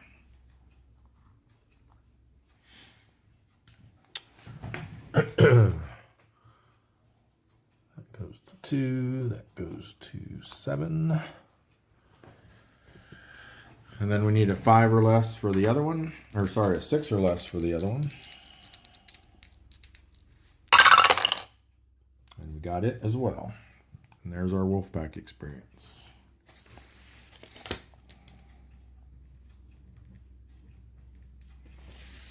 So I believe it's, does it have to be 2 different subs? Let me double check. I thought it was just the Wolfpack had to sink 2 ships in a single.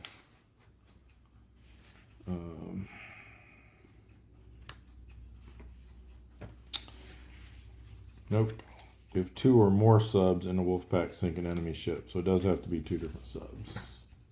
Which makes sense because it's all about the coordination, I guess. But we do get this one off now. And another ship and 2 more 1,000 tons. Set to 9.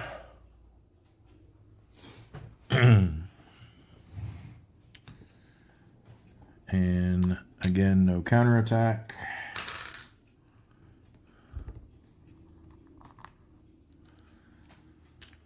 So then we go to the angler. So we need them to sink something. And we're going to go ahead and go aggressive with them as well.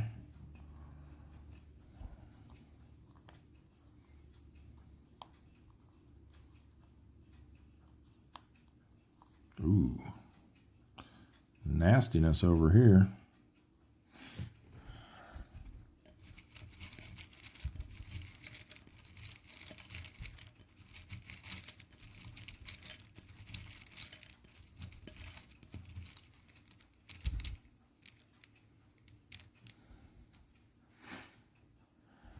Ooh, really nasty. The Tanakaze. Do not like that.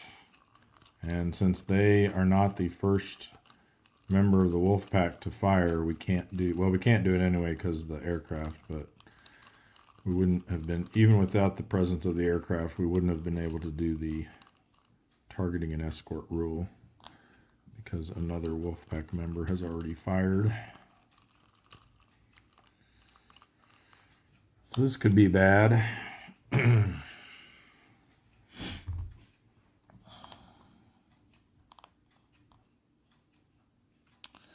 All right, so 3, 4, 5, that becomes a -2, so they're 3, 4, 5, 6, -2 is 4. We're a 7. So the 2-hit number is 3 with our die roll modifiers. We need a 5 or less.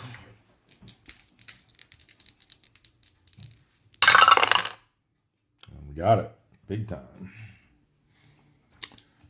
So there is our Wolfpack experience point. The angler gets the 3,000 ton merchant. We got a 1, a 2, and a 3.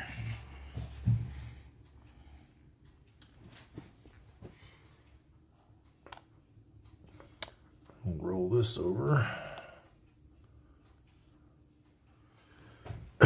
And our Wolfpack experience. Go ahead and record that now. And the counterattack. Oh boy.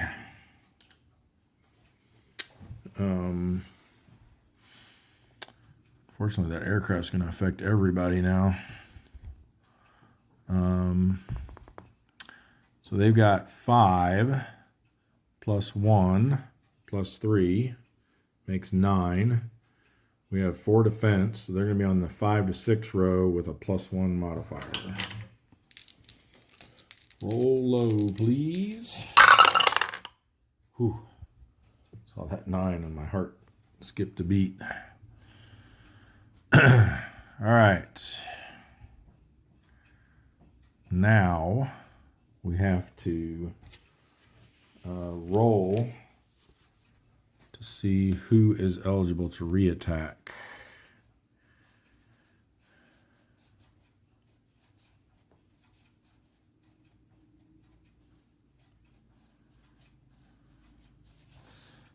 And I think we may just have, because the angler's not really gonna, the Tang can get away from this destroyer, but the angler can't. So I think we just have the angler withdraw for this round, for the reattack. I'm pretty sure you can choose to determine if a wolfhound, it may participate in a reattack. And then submarines that withdraw, a submarine that withdraws is removed from the combat display, which may change the revealed escort level to any remaining submarines. But they're still considered to be part of the wolf pack, even though they've withdrawn from this attack round. So they will withdraw. And we'll do all their endurance checks at the end, if any of these manage to stick around. So what we need to do to be able to reattack, you have to roll less than or equal to the tactical rating of the submarine plus any super skipper value. And if you're damaged, you get a +2 DRM to that roll. So we need to roll less than or equal to a 4. So let's try for the Tang. Nope. And then for the Albacore. No, man. I was really hoping the Albacore would get a chance at one of those to get their super skipper, but such is not to be. So no one was able to reattack. So now we have to do our endurance checks and see who is able to stick around and if the wolf pack is disbanded or not. We need all 3 of them to pass in order to remain a wolf pack. These 2 went aggressive. This one did not. So we'll roll for the angler first. They're going to need a 5 or less. Ooh. The Tang will need a 6 or less. Yes. And then the Albacore also needs a 5 or less. Oh. Thought we were going to finally keep a wolf pack together. Sadly, we do not. But on the plus side, we do have one ready to come out at Pearl Harbor. So we can assign another one. Let's see if the Tang loses their spotted marker. They do. Now the other implication of them now no longer being a wolf pack is we now have 4 submarines here. I think it's still worth sending the flasher in because the North Pacific is just abysmal for finding stuff. So even though they'll lose the ultra bonus because of the, or at least for the die roll because of congregating risk, I think it's still worthwhile. They will get a +1 though for their transit event check as well. So an 8 or a 9. Safe. And then search and contact, this time with no bonus. 1, 0, they don't find anything anyway.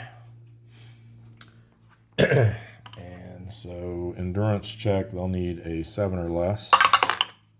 And they don't get that either.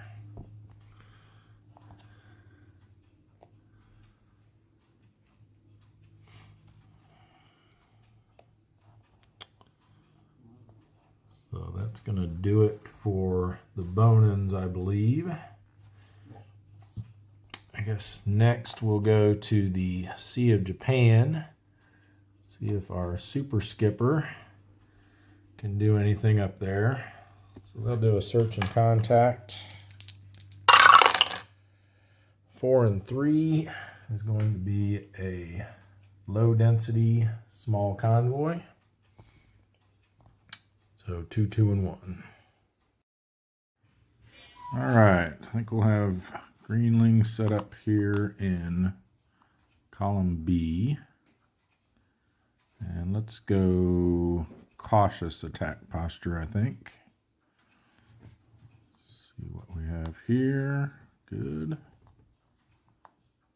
Good. And I think this one. Oh, good. That worked out pretty well. Let's see what our auxiliary is.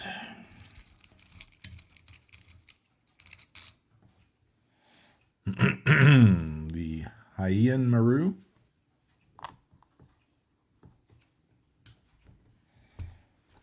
And our one and only cruiser, the Suzuya.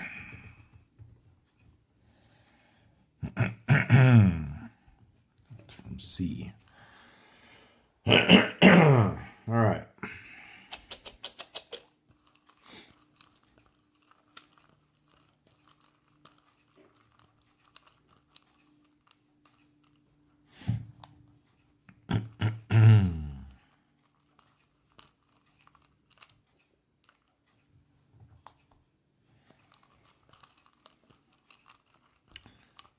We'll target this one over here as our 4th.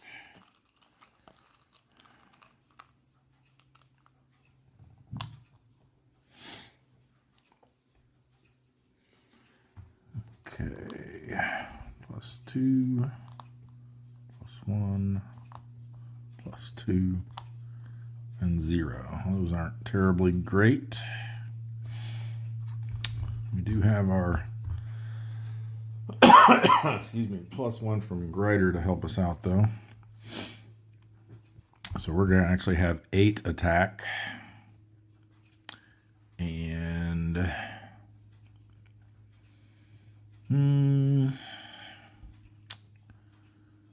guess we'll try the, let's see what each of these work out to be.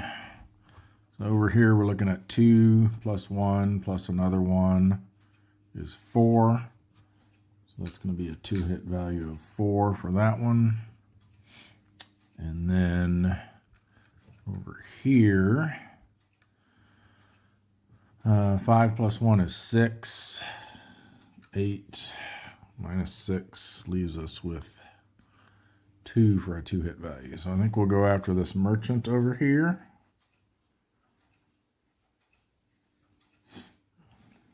So we need a 4 or less.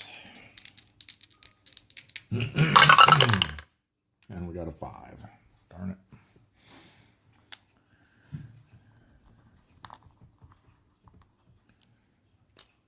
For re-attack, no counterattack. None of those are aircraft capable. So I think we slide over here.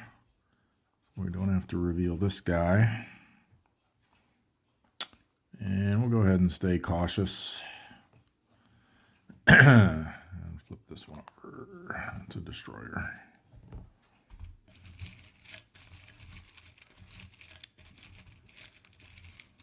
At least not a diligent one.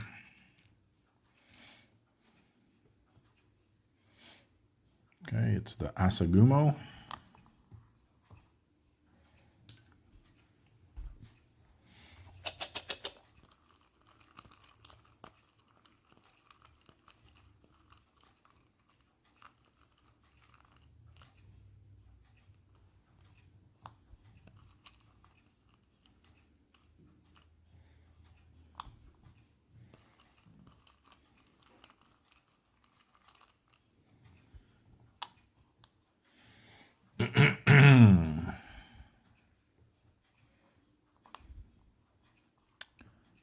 Zero there, +3. I don't really care about that one. Ooh, there we go, -3.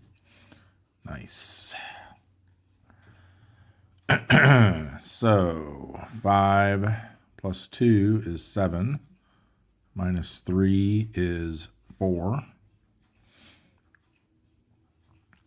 We are an 8.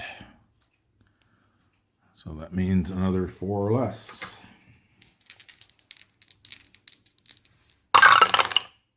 Nope.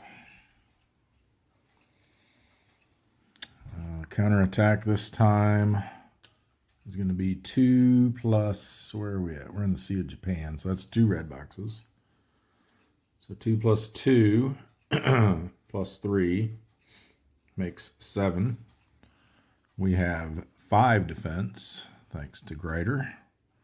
So they'll be on the 1 to 2 row with no modifier, since we're cautious, and it's the reattack round.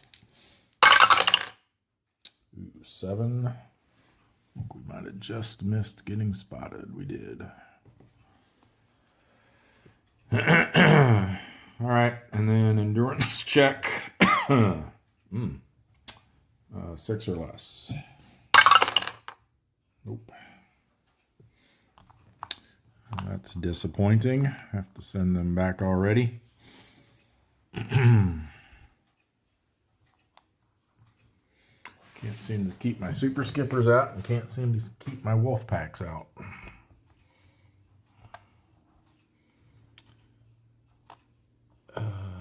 Next up is the Aspro. Search and contact. 8 and 6 will be high density, large convoy. 3, 3, 2, and 1. All right, we got Sea Mist there, obstructing things in column C.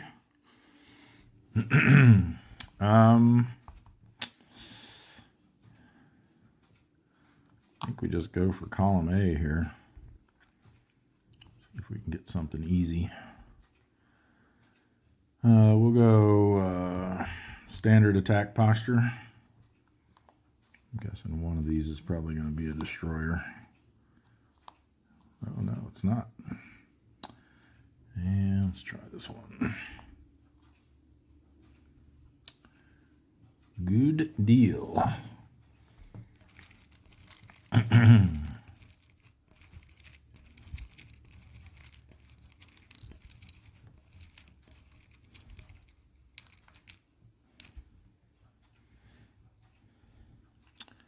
The IJN Maru again. I did mix them up, I promise. All right.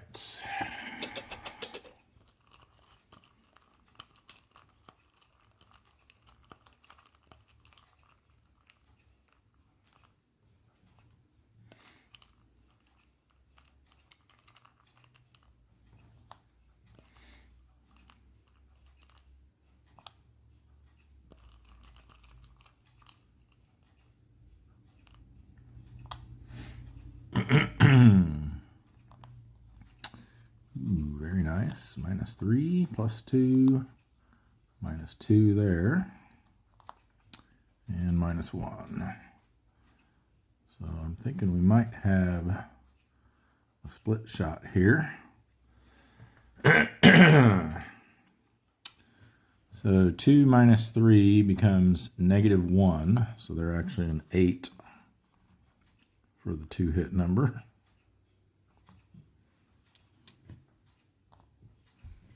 And 3 minus 2 is 1, so there are 6. And if we do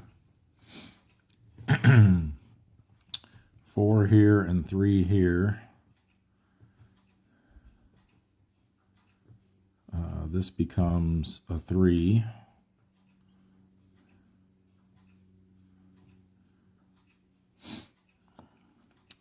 And this goes from 8 to 4. So I think we do that. Let's try the 5,000 ton first. We need a 4 or less.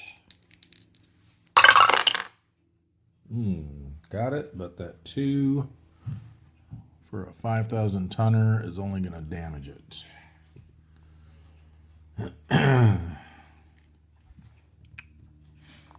They're damaged. We need a 3 or less for this one. Nope. Disappointing. Had a potential super skipper situation there.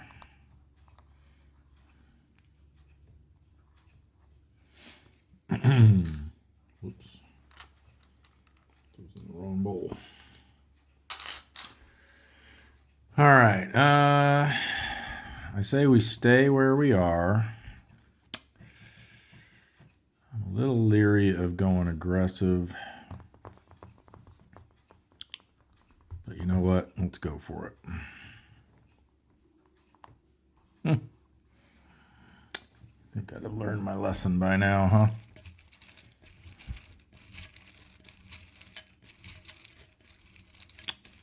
So adjacent columns, so they're going to get a +1. We do have the opportunity to crash dive first. It's the Nokazi. So they become a 4. They will get, let's do our crash dive attempt. Need a 0, got a 7. And then for their counter attack with a +1, 7 becomes an 8. And we are damaged and RTB. So that's going to end that. Or actually, wait. They also get a +1 because it's the reattack round.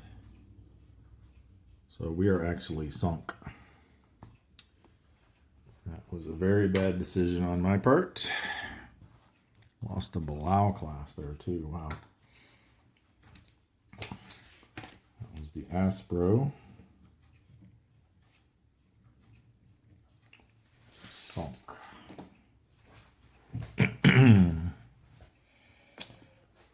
So that puts us to 68 subs lost. And we'll do our search and contact for the billfish. 1-4 is just enough to find a sparse small convoy. So 2 and 1. All right, we're going to start off standard attack posture.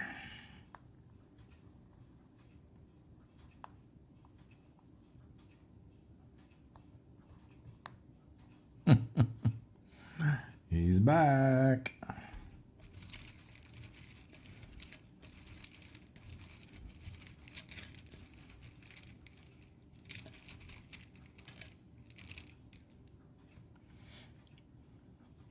It's the Unagi. So they are 3.5. Crash dive attempt. Nope. And counter attack. 8. Jeez. Damaged RTB. Just like that.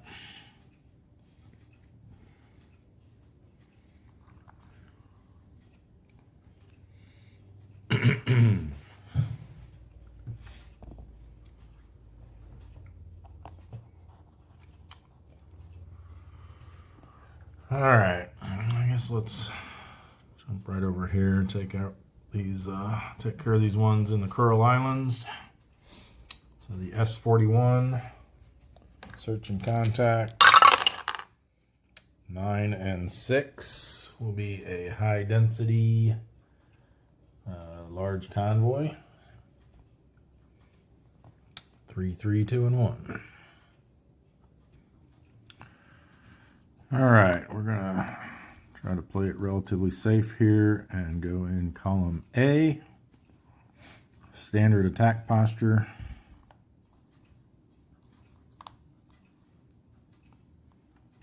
All right, a couple of identical 3,000-ton merchants.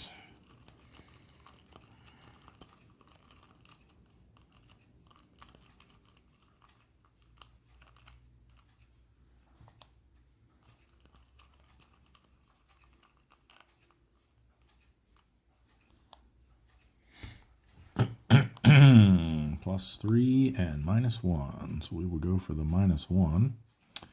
3 minus 1 is 2. We're a 3, so we need a 1 or less. Or sorry, 2 minus 1 is 1. I was using the tonnage for some reason. 2 minus 1 is 1. We're a 3, so we need a 2 or less. And we got it. 3 is enough to sink 3,000 tons.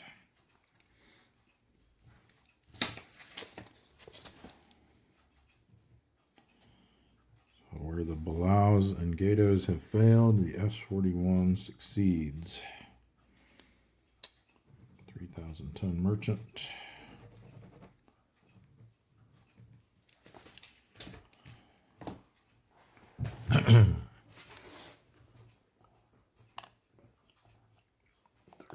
Yeah. Okay. That one goes away. And no counterattack. For re-attack, I think we go cautious. And just flip this one over. Oh, nice. It's the light cruiser that resides in column A, or in cup A.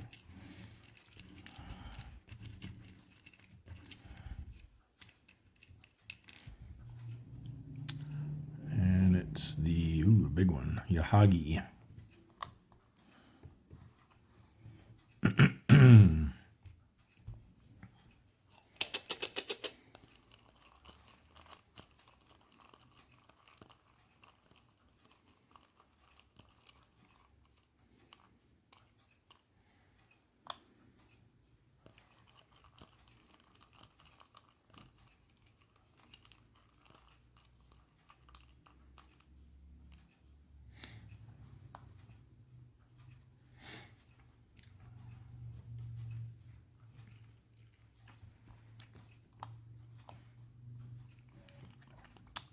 -1, -2.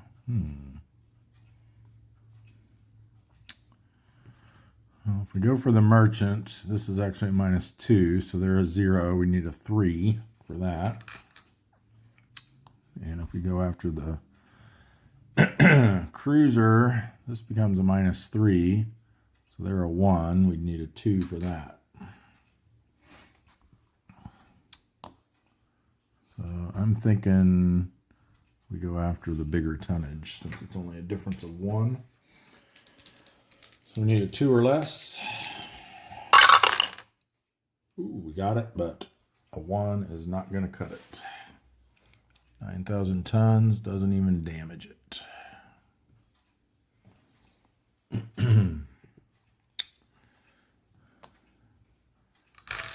All right, endurance check.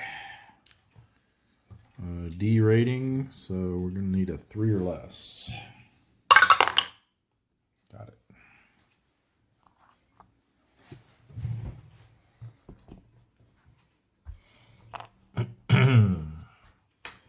All right, the S-31 search and contact.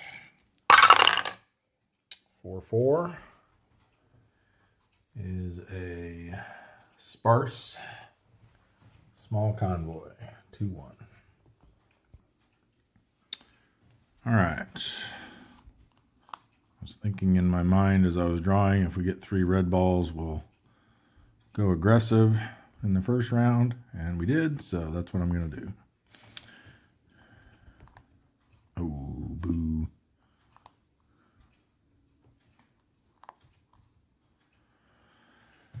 All right.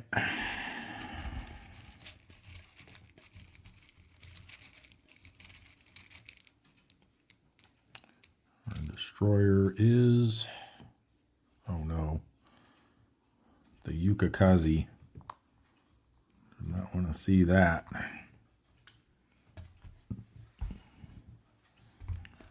For our auxiliary, we have the Naruto Maru. Well,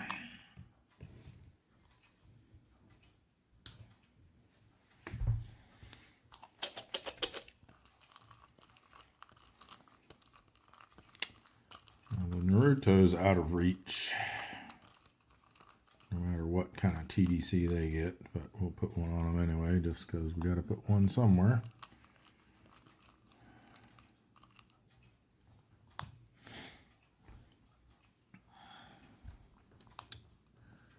All right, this might be doable.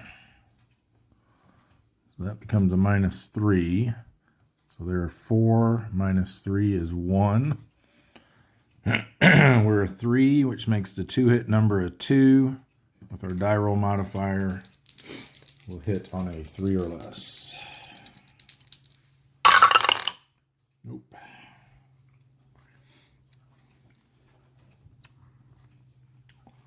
Counterattack is 3 plus 1 plus 3 makes 7. We have 2 defense. So we're on the 5 to 6 row with a +1. So 7 on the 5 to 6 row is damaged. We will not reattack. So for our endurance check, since we went aggressive and we're damaged, we need a 1 or less.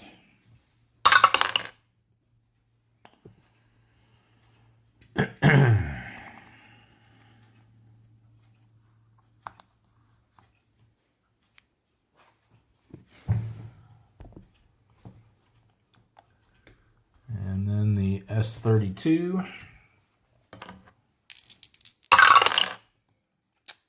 08. Just missed out on finding a loner. So they're going to need a 4 or less, since they didn't find anything, and they just missed that.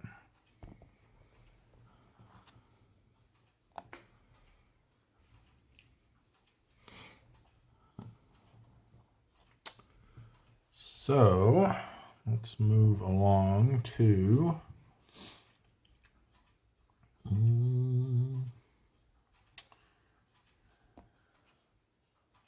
let's go ahead and do our one over here in the South China Sea 1 area next. Unless we want to, I don't have one. I guess we did lose a sub in the East China Sea, so we do got room for one more up there. I think we'll send the batfish up there.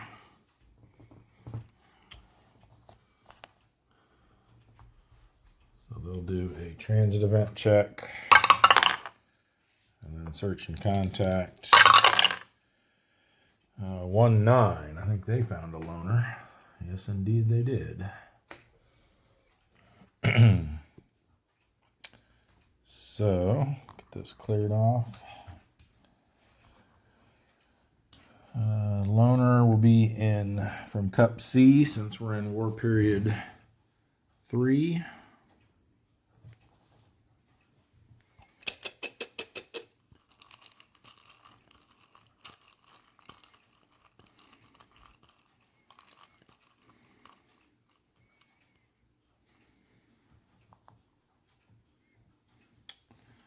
We roll against our tactical rating of 4.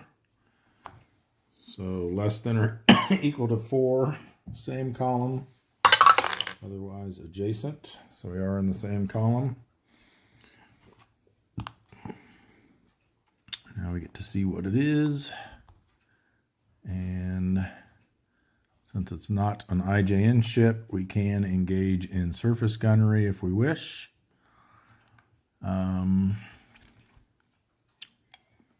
But I think we'll just take it on with torpedoes. Because otherwise we have to roll a 7 or higher in order to sink it. If it was a bigger ship, that would make sense, but I don't think so in this case. So we're going to go aggressive posture.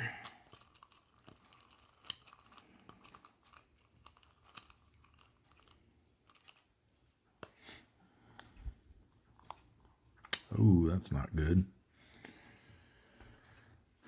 So it's a +2. So they got 2, 4, plus a half for their ASW makes them 5.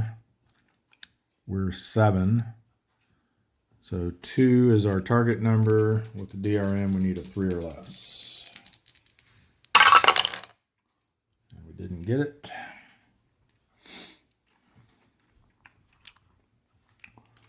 Counterattack. 1/2 rounds up to 1. 1 red box. 3 for the war period makes 5. We're a 5, but we're in shallow water, so they're going to be on the 1 to 2 row with a +1. Man, what is it with these 1/2 ASWs rolling old 9? That becomes a 10. So we're damaged.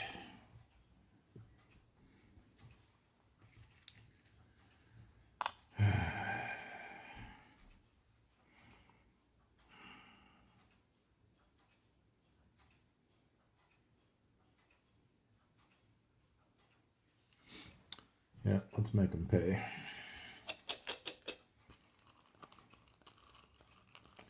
Staying aggressive.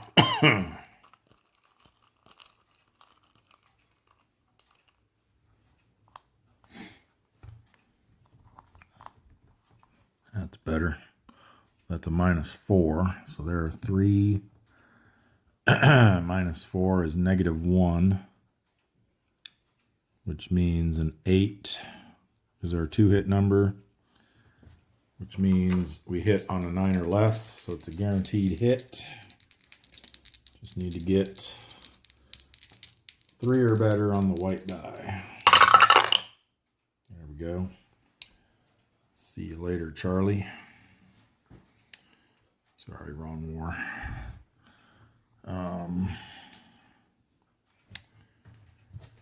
So the batfish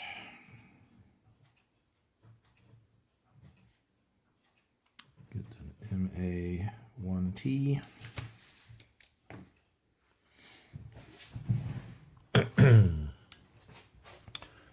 These both just slide up together. And for their endurance check, we went aggressive and we're damaged, so they're going to need a 4 or less. Did not get it.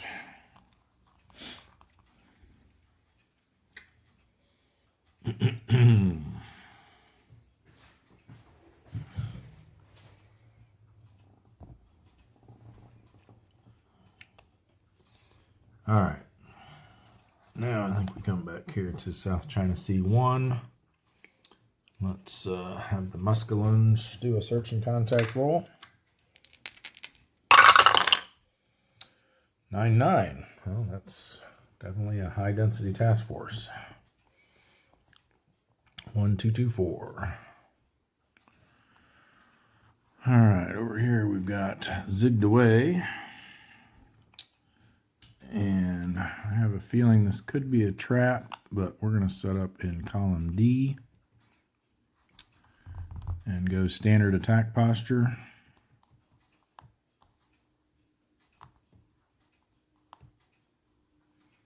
Oh, our hospital ship is back. Yep, there it is.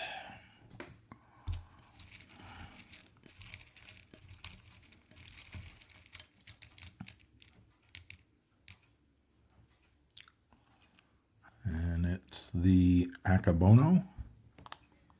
They are a 4. We will attempt a crash dive. No good. Counterattack with an 8. Jeez. Damaged RTB. That's all for that.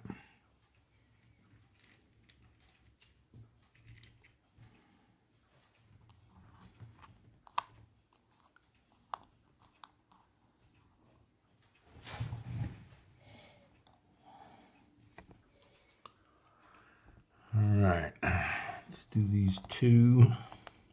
North Philippine Sea. The Thresher first.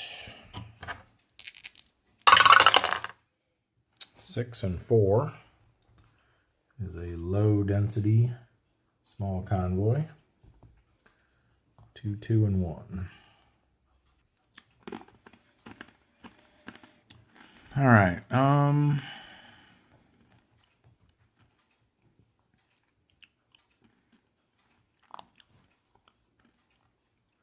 We'll just set up in column A and go cautious. We'll unflip that. More than likely. Oh, great. I was going to say, more than likely one of these is going to be a destroyer as well, but even worse. But maybe not. Since we went cautious, we can try to nullify their diligent status. It's the Umikaze. They are a 5. We need to roll greater than a 5 to do that. And we roll a 0, which actually gives them a +1 to their counterattack. So, crash dive attempt first.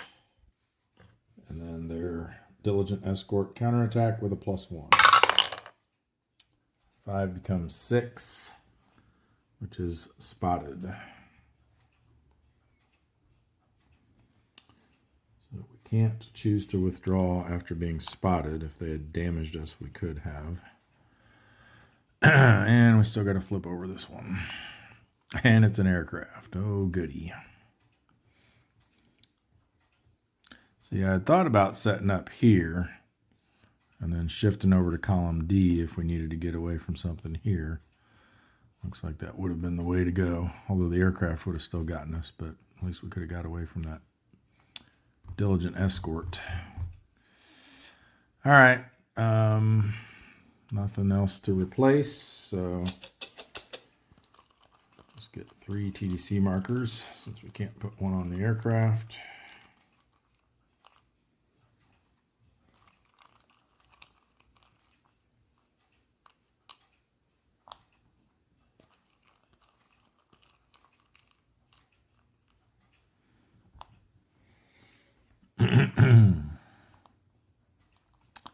And that's certainly not going to make things any easier.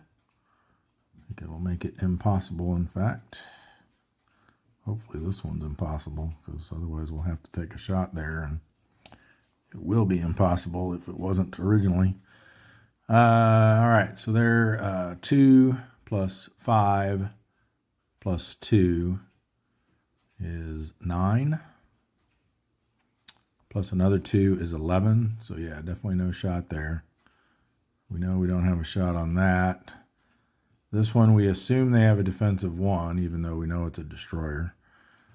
So 1 plus 5 plus 2 is 8, plus another 3 is 11. So yeah, we've got no shot around the board, which means there is no counterattack, and we can just withdraw.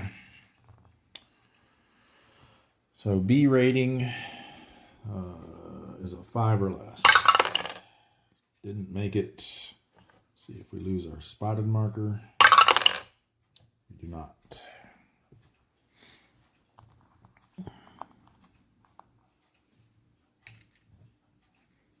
But again, it won't matter since we're RTB anyway.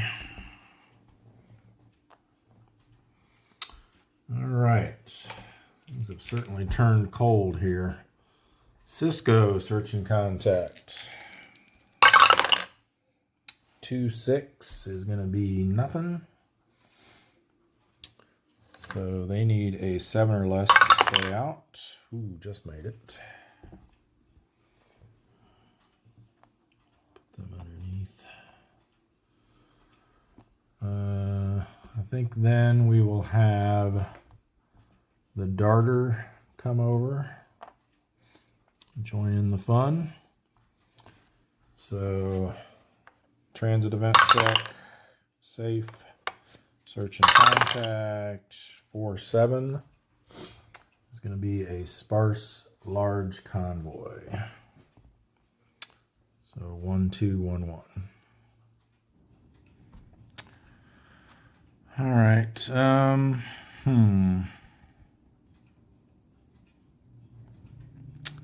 Let's go column C. And we'll go cautious. Let's see what this is. Good. See what this is. Good. And this one. Good. All right, so we get our lonely cruiser here. The Suzuya. And an auxiliary.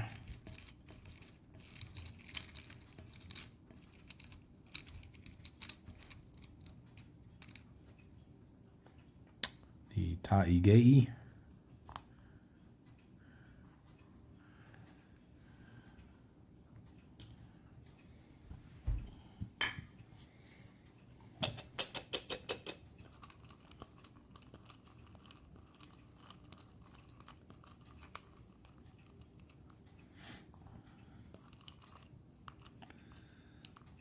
Our luck can turn around here.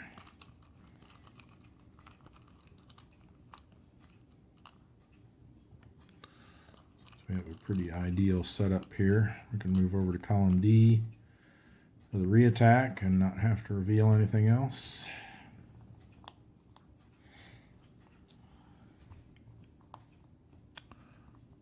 +2, 0, -1, -2. So let's see. Yeah, this is actually a better shot than that, even though it's over a column.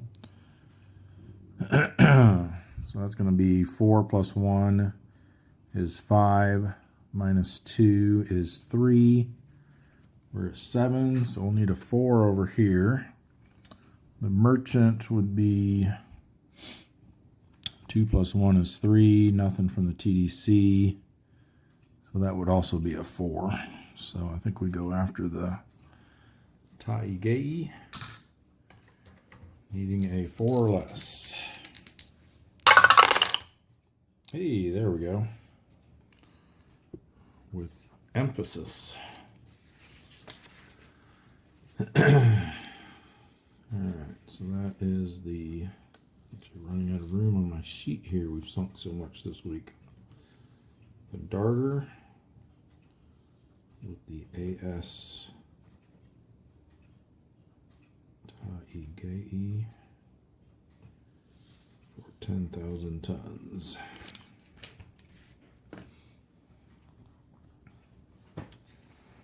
Over to the pile of shame. And one more ship and 10,000 tons.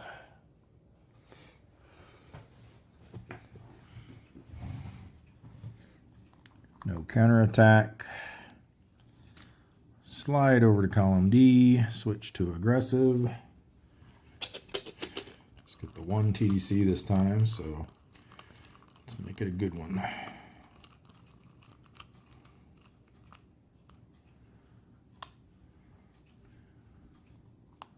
Nope. So that becomes a 0 though because of the re-attack and the aggressive posture. So 5 + 1 is 6. We're a 7. 2 hit number is 1, so we need a 2 or less.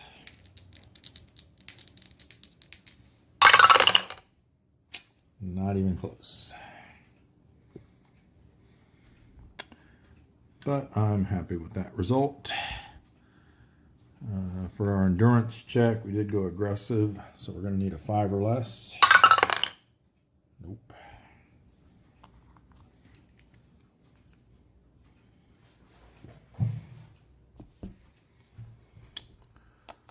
All right, let's also bring the sailfish over. So they'll do a transit event check and then a search and contact. 6 and 2. Going to be low density small convoy. 2, 2 and 1. All right, let's go column B. Standard attack posture. Ooh, yuck. Yeah, let's take a chance and we'll unflip that. Huh.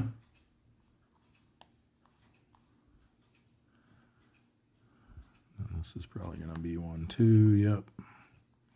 Hoping that might be the light cruiser. All right, for our combat event, a combat would be nice here. 3. I think that's the torpedo one. Nope. 2 is torpedo malfunction. 3 is Japanese patrol bomber spots submarine. So we're attacked by a Japanese patrol bomber. We can attempt to crash dive, which we can actually do on a 1 or less on the new S2. Let's do that. We do not. So then, if unsuccessful, roll a die immediately on the event aircraft line of the counterattack table and apply the results. And then we go straight to the endurance check. So we won't get to do our combat. So, event aircraft line, we'll roll a second die because a 9 will require a second roll. And we got a 6, which is spotted. So we become spotted. We go straight to the endurance check. So B rating means we need a 5 or less. And we got it. And then we'll see if we lose that spotted marker. And we do. So just like nothing ever happened.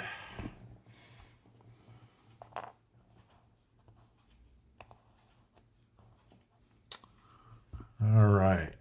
I think next we will slide the 2 that are in the Marshall Islands over to the Marianas. So transit event check and search and contact. 5 and 7 is going to be sparse large convoy. Another 1, 2, 1, 1. Oh, these no solutions aren't going to leave us with much. Too far for B. And zigged away in D. So it looks like column B. And I'm leery to go aggressive initially because these could be diligent escorts. So we'll just go standard.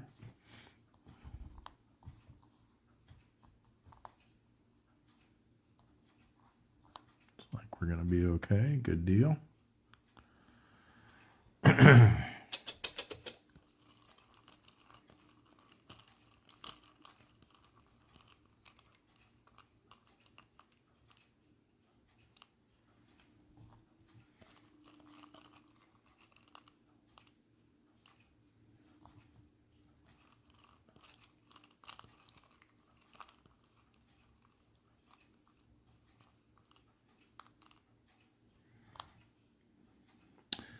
I just realized too, my super skipper, I forgot again that they can do a second reattack round. I'm not sure we would have wanted to. I don't remember what the situation was, but just another opportunity there. I got to try to remember that next time. All right. Not sure why that thought just occurred to me, but it did. That's pretty decent. Maybe a split shot. Let's see. This is 1 plus 1 is 2, minus 1 is 1. So they are a 6. And 1 minus 2 is negative 1. So they are an 8.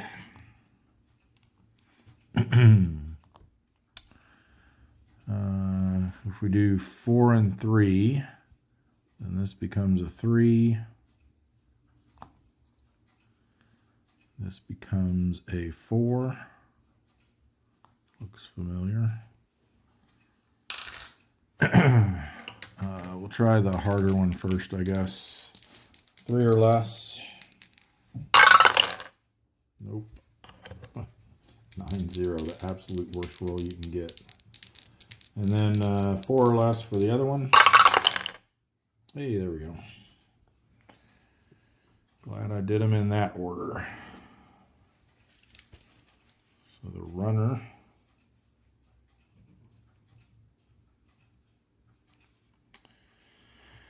gets a 1,000 ton merchant so far.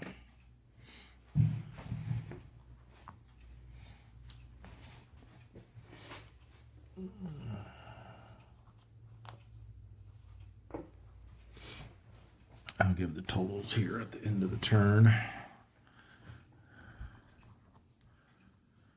We will remain where we are. Switch to aggressive posture.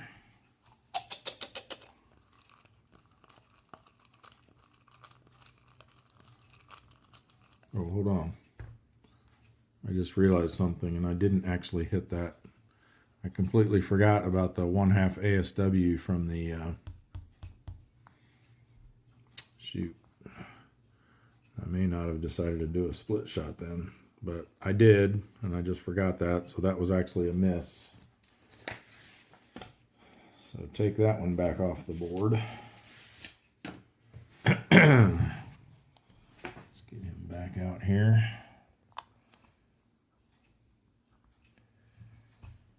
And move our counters back. All right. So we have a counterattack first. 1/2 plus 1 is going to be 2, and then 3 for the war period is 5. We have 4 defense, so 1 to 4 row. 1 to 4 row. 1 to 2 row. A 6 is nothing.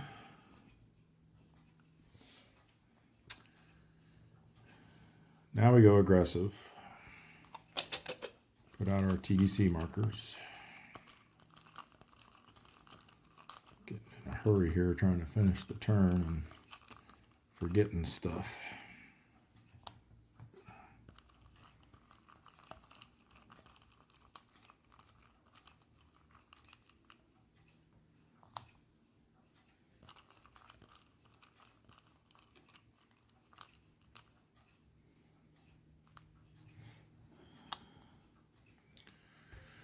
Alrighty, +1 there, +1 there, +2 there. Okay.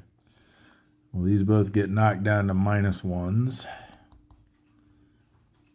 So let's see what we got now. So they're a 0, but they get the 1 from the ASW. So 6 is the 2-hit number here. And then over here, we've got 1 plus 1 plus 1 is 3. -1 is 2. So that's going to be a 5 for the 2-hit number over here. If we want to do a split, we would send 4 here and 3 here, which will make them even. So this one will be 3 less, which is a 2. Not really liking that. Hits on a 3 or less, and then that would hit on a 3 or less. I think we just go with what we got. We'll go for the higher tonnage, though. So we need a 6 or less to hit this one.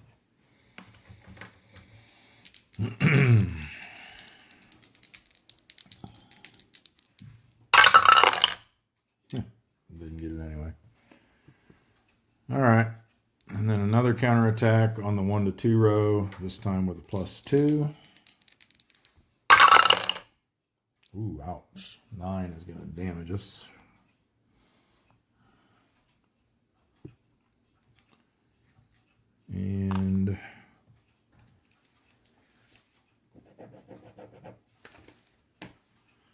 For the endurance check, we got A rating, damaged and aggressive.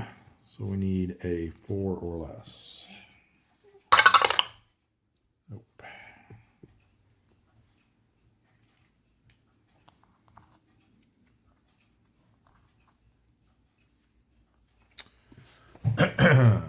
All right.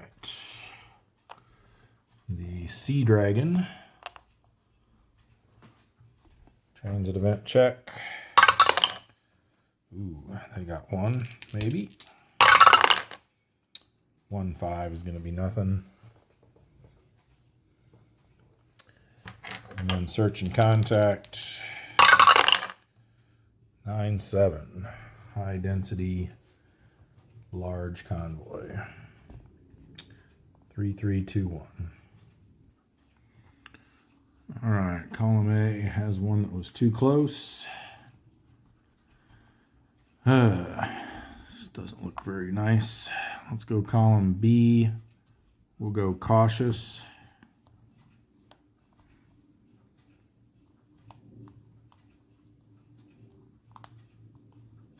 Yuck. Let's try unflipping that, and let's flip one of these instead. There we go.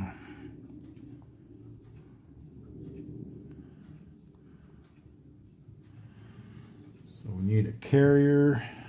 They're back down to 2 of those. The Kaio and the Chitose. So we'll do even for the Kaio, odd for the Chitose.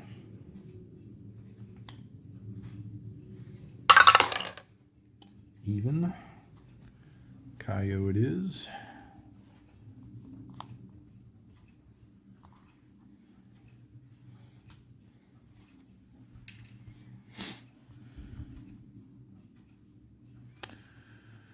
All right.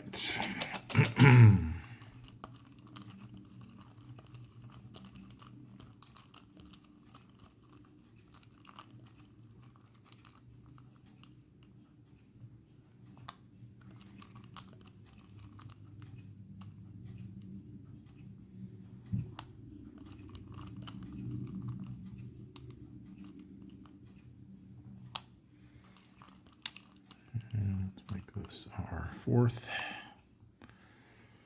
I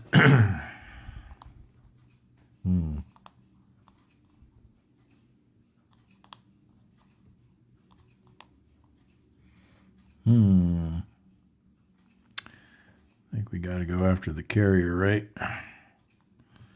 Even though that merchant's an easier shot. So that's going to be 3 plus 1 is 4 minus 2 is 2. We're a 6, so we need a 4 or less.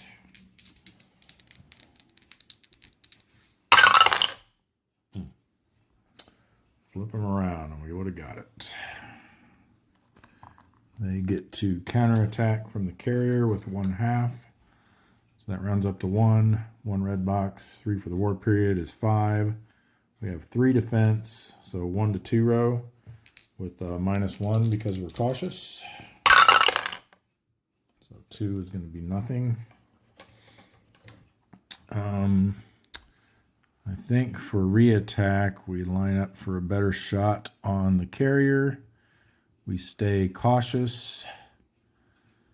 So we have to flip these 2 first. Oh, great.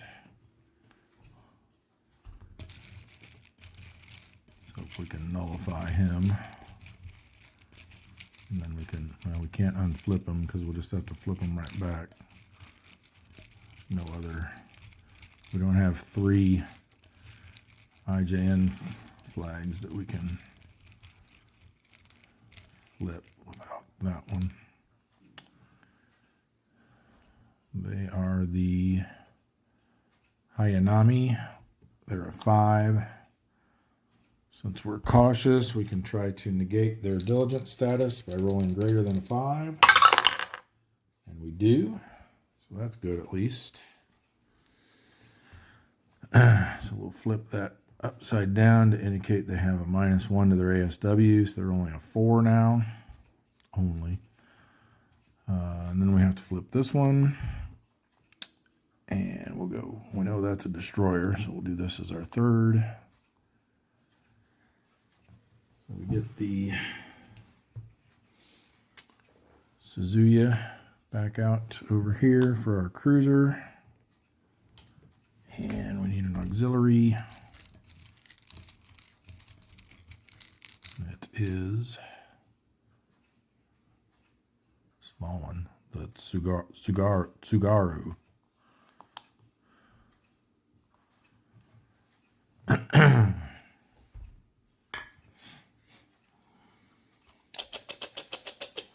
All right.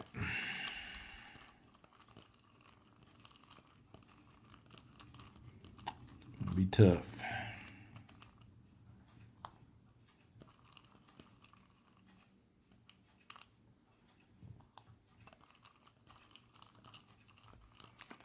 So it's going to make the carrier a 7. So we'll definitely need some TDC help on that one.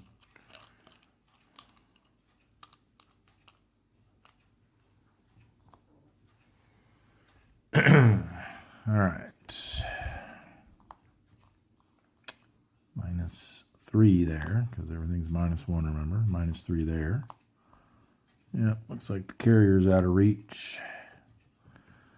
So, these are going to be our 2 options, I think. This one's going to be 1 plus 4 is 5, plus another one makes 6. -3 is 3. So 2 hit on that one is 3. Here we've got 5 plus 4 is 9, -3 is 6. That's going to be a 0. So yeah. Unfortunately, we'll just have to try for the merchant, I think. I'll just roll a 0, 9. Nope, didn't even get the merchant. So now we have a counterattack of 4.5, which will round up to 5. Plus 1 plus 3 makes 9. Minus our 3 defense is going to be the 5 to 6 row with no modifier because we're cautious. And it's 3 attack round. 2 is going to be fine. For our endurance check, B rating, we need a 5 or less. Did not get it.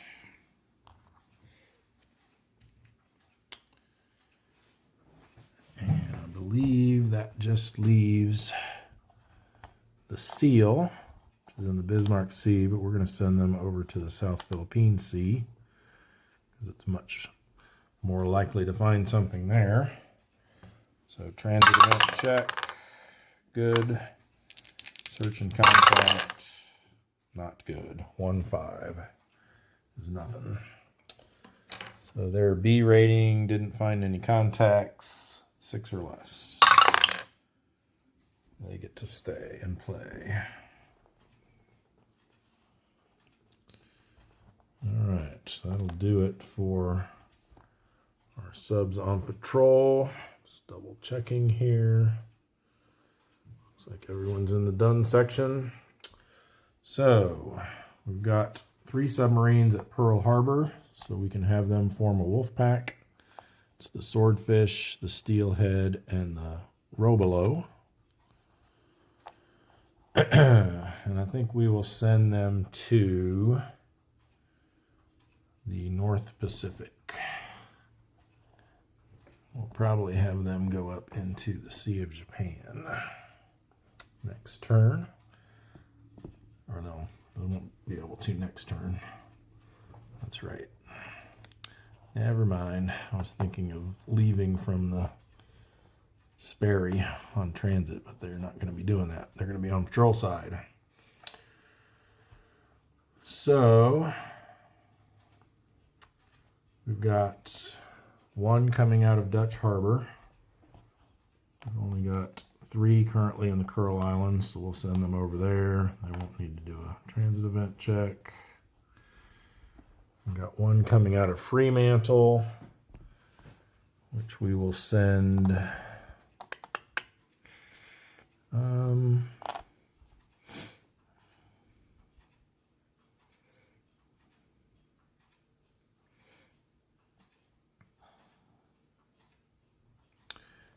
We'll send them to the South Philippine Sea. It's a little less crowded over here.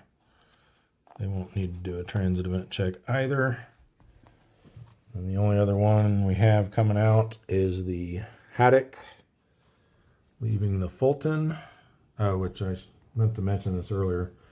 When I knocked all the counters around over there on the submarine display, I went back and checked the video where everything was supposed to be, and I had said that the Haddock was going to be, or no, it wasn't the Haddock, it was the Hake. I said that the Hake was going to be returning to the Fulton, but then I ended up putting them in the Sperry's broom box, so I fixed that. But yeah, we do have the Haddock coming out from the Fulton, which is down here. And I think we have 4 there.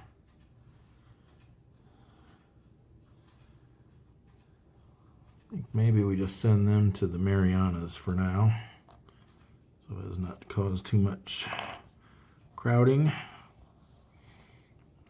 And they won't need to do transit event check for that either. So that's going to be it for the turn. Take the ultra markers off. And no weather. We already took care of all the spotted markers. So moving on to week 3. So at the end of week 2 of January 44, we are at 490. Wow, we got a lot, didn't we? 497. So we definitely made our cutoff of 485 for torpedo check. And we're only, I think, 3 away from the next threshold in case we fail this one. So that's good. We have 2,246,000 tons sunk. However, we've lost a massive 68 submarines. Just terrible. We were able to improve our Wolfpack experience to 4 this week, though, so that's good. Trying to get to 9 so that we can have more and bigger Wolfpacks out there. So that's going to wrap it up for this episode. Thanks to you all for watching. Make sure you like, share, and subscribe to get more Silent War content and other games that we play on the channel. We are eventually going to get back to our Lord of the Rings, the card game campaign. Just the last few weeks with the girls' work schedules and stuff, we haven't been able to get together for that yet, but hopefully next week we might be able to continue that. And hopefully sometime in the near future, I want to try to get some of the new games that I've gotten recently onto the channel, such as Skies Above Britain. I want to go through the tutorial missions for that. And what else? Downfall. Not sure if I'll be able to play that on the channel or not. We'll see. Not sure how well it'll play solo, to be honest. And I don't think I can convince any of my other family members to play that with me, unfortunately. There's something else I wanted to try to get on there soon, though, too. I can't remember what it is now. But anyway, that's going to wrap it up for this episode. See you all in the next one.